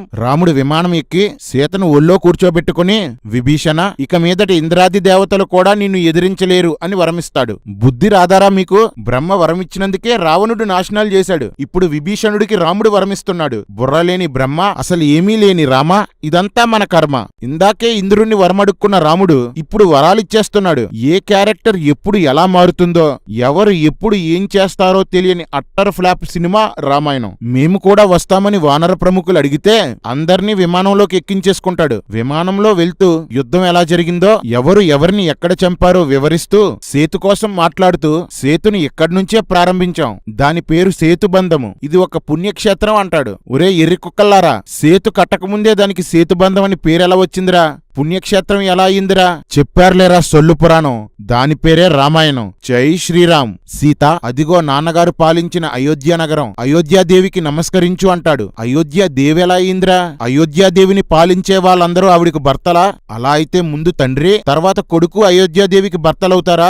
ఒరే పనికి మాలిన పోరంబోకు మతోన్మాదుల్లారా, మీరు గొప్పలు చెప్పే సనాతనం ఇదేనా? తెలుగు వాళ్ళకి రాష్ట్రం వస్తే తెలుగు తల్లిని సృష్టించారు. తెలంగాణకి రాష్ట్రం వస్తే తెలంగాణ తల్లిని సృష్టించారు. భారతదేశానికి స్వతంత్రం వచ్చే సమయంలో భరతమాతను సృష్టించారు. సనాతనం అంటే తమ సృష్టికర్త అయిన దేవుణ్ణి తెలుసుకోవడం కాదు, దేవుళ్లను సృష్టించడం. భూమిని పాలించేవాడు భూమికి రాజు, అంతేగాని భూమాతకి భర్త కాదు. భూమి ఒక గ్రహం, స్త్రీ కాదు, తల్లి కాదు, అయోధ్యాదేవి కాదు, అయోధ్య పట్టణం. దారిలో భరద్వాజ మహర్షి ఆశ్రమానికి వెళ్లి, అదేనండి రేవుపార్టీ ఆశ్రమం. భరద్వాజుణ్ణి అయోధ్య సమాచారం అడిగితే, భరతుడు వనవాస దీక్షలో ఉండి చెప్పుల్ని సింహాసనం మీద పెట్టి పరిపాలిస్తున్నాడు, నీ రాకకై ఎదురు చూస్తున్నాడు అని చెప్తాడు. అక్కడి నుండి బయలుదేరిన రాముడు హనుమను పిలిచి, నువ్వు మారు రూపంలో భరతుణ్ణి కలుసుకొని నేను వస్తున్న విషయం చెప్పు అంటాడు. అతని ముఖాన్ని గమనించు. ఇంతకాలం రాజ్య పరిపాలన చేశాడు కాబట్టి రాజ్యంపై ఆశ పుట్టే ఉంటుంది. జాగ్రత్తగా గమనించు. అతనికి ఆశ ఉంటే రాజ్యం అతనికే వదిలేస్తాను అంటాడు. నాన్న మొదనష్టపు ముదిగొండ,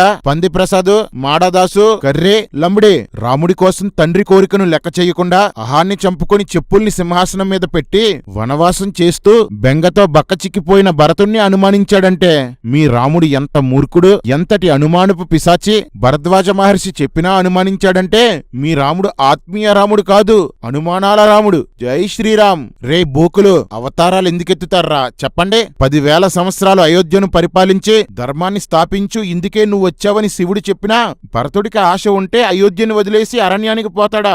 బుద్ధి లేదు, బాధ్యత లేదు, గురి లేదు, గమ్యం లేదు. అప్పుడే ఏడుస్తాడు, అప్పుడే గొప్పలు చెప్తాడు, అప్పుడే సీత అవసరం లేదంటాడు, కామాగ్నితో రగిలిపోతున్నానంటాడు. ఇలాంటి నిలకడ, నిజాయితీ, నిబద్ధత, ధీరత్వం, వీరత్వం లేనివాడి పేరు గోడల మీద రాస్తారా? ఇలాంటి వాడి పేరుతో జేజేలు పలుకుతూ మతయుద్ధాలు రేపుతారా? రండిరా రండి, మీ రాముడు సత్పురుషుడని నిరూపించండ్రా. ఎంతకాలం రా హిందువులకి గంతలు కట్టి మీ పబ్బం గడుపుతారు? ఇంకెంతకాలం రా కల్పిత కథను నిజమని నమ్మిస్తారు? మీరు కట్టిన మతోన్మాద కోటలన్నీ అతి త్వరలోనే కూలిపోతాయిరా. దక్షిణ భారతదేశంలో వాళ్ళని మోసం చేయడానికి మీరు పన్నిన కుట్రలన్నీ అతి త్వరలోనే కుదేలైపోతాయిరా. రాముడు వస్తున్న వార్తను మారు రూపంలో ఉన్న హనుమ ద్వారా భరతుడు వినగానే మహానందంతో నీకు తగిన బహుమతులిస్తానని 1,00,000 ఆవులు 16 మంది కన్యకల్ని ఇస్తానని చెప్తాడు. రండమ్మా రండి, సున్నాతన ధర్మాన్ని ప్రచారం చేస్తున్న అజ్ఞాన ఆడవాళ్లారా రండి. శుభవార్త చెప్పినవాడికి 16 మంది అమ్మాయిల్ని బహుమానంగా ఇస్తాడా? అందులో మీరుంటే, మీ కూతుర్లుంటే ఏం చేస్తారు? కన్యల్ని బహుమానంగా ఇవ్వడానికి వాళ్ళేమన్నా వస్తువులా? కన్యకలకి ఇష్టాలుండవా? వాడు వాళ్ళను తీసుకెళ్లి వాడుకుంటాడో అమ్ముకుంటాడో ఏం తెలుసు? ఇది సనాతన ధర్మం కాదు, నిజంగానే సాని ధర్మం. ఆడవాళ్ళని గుడిలో పంతుల దగ్గర పడుకోబెట్టింది ఈ ధర్మం. ఆడవాళ్ల బొమ్మల్ని నగ్నంగా గుడుల మీద చెక్కింది ఈ ధర్మం. వ్యభిచారం చేయడానికి ఒక కులాన్ని పుట్టించింది ఈ ధర్మం. ఆడది తల్లైనా, భార్య అయినా, ఆఖరికి దేవత అయినా సరే అంగాంగాలు వర్ణించి కామ వస్తువుగా చూపించింది ఈ ధర్మం. ఇలాంటి ధర్మాన్ని పాటించే ఉత్తర భారతదేశంలో స్త్రీల బ్రతుకులు ఎంత దారుణమో తెలుసా? స్త్రీలకు అవమానాలు, మానభంగాలు ఎంత విస్తృతంగా జరుగుతాయో తెలుసా? సిగ్గు లేకుండా సిగ్గుమాలిన ఈ ధర్మాన్ని ప్రచారం చేస్తున్న ప్రతి ఆడది తన ఆడజాతికి అన్యాయం చేసేదే. ఎందుకు నీకు బతుకు? రే లలిత లంబుడే, నువ్వొక పాస్టర్ని లంజా కొడుకు అన్నావు అంటే అతని తల్లిని లంజా అన్నావు. ఇదేనారా నీ ధర్మం నీకు నేర్పిన సంస్కారం? కుక్క, అన్ని విషయాల్లో ఆడవాళ్ళని అవమానిస్తూ మా ధర్మం ఆడవాళ్ళని గౌరవించేది అంటారేంట్రా?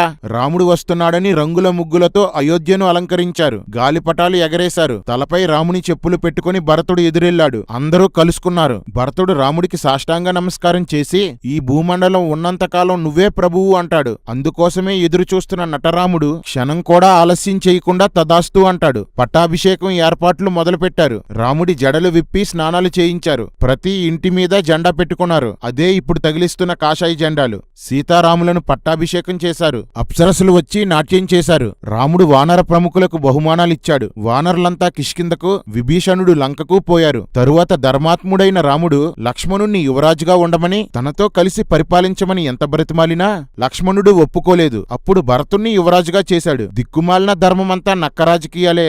లక్ష్మణుడు అయితే పడుంటాడని యువరాజు పదవి తీసుకోమన్నాడు. నిజానికి రాముడి తర్వాత భరతుడు పుట్టాడు. భరతుడే యువరాజు అవ్వాలి. 14 సంవత్సరాలు చెప్పుల్ని సింహాసనం మీద పెట్టి రాముడి కోసం ఎదురు చూసిన భరతుడికి యువరాజు పదవి ఇవ్వడట. నెంబర్ 1 దొంగ రాముడు. రామా, నువ్వు మంత్రాలు వేసే రాముడివి కాదు, మంతనాలు జరిపే రాముడివి. జై శ్రీరామ్. రాముడు అనేక యజ్ఞాలు నిర్వహిస్తూ 10,000 సంవత్సరాల పాటు కోసల రాజ్యాన్ని పరిపాలించాడు. ఈ 10,000 సంవత్సరాల్లో స్త్రీలకు వ్యాధులు లేవట, రోగాలు లేవట, దొంగలు లేరట, ఎవరికీ విరోధాలు లేవట. అలా భూమండలం అంతా పరిపాలించాడట. ఒరే పిచ్చి కుక్కల్లారా, అయోధ్య ఒక్కటే భూమండలం కాదురా, నూతిలో కప్ప అదే ప్రపంచం అనుకుంటదట. అయోధ్యలో రాముడు కూడా అదే అనుకుంటున్నాడు. అందరూ రాముణ్ణి పూజిస్తూ రామనామస్మరణ చేస్తూ రాముని గాథలే చెప్పుకునేవారట. అన్ని వేల సంవత్సరాలు చెప్పుకోవడానికి రాముడేం పీకాడ్రా? ఏముంది, ఎప్పట్లాగే తన గురించి సొల్లు కబుర్లు చెప్పేసుకుని ఉంటాడు. అయోధ్యలో పప్పలందరూ వాటిని నమ్మేసుంటారు. అలా యుద్ధకాండ ముగిసింది.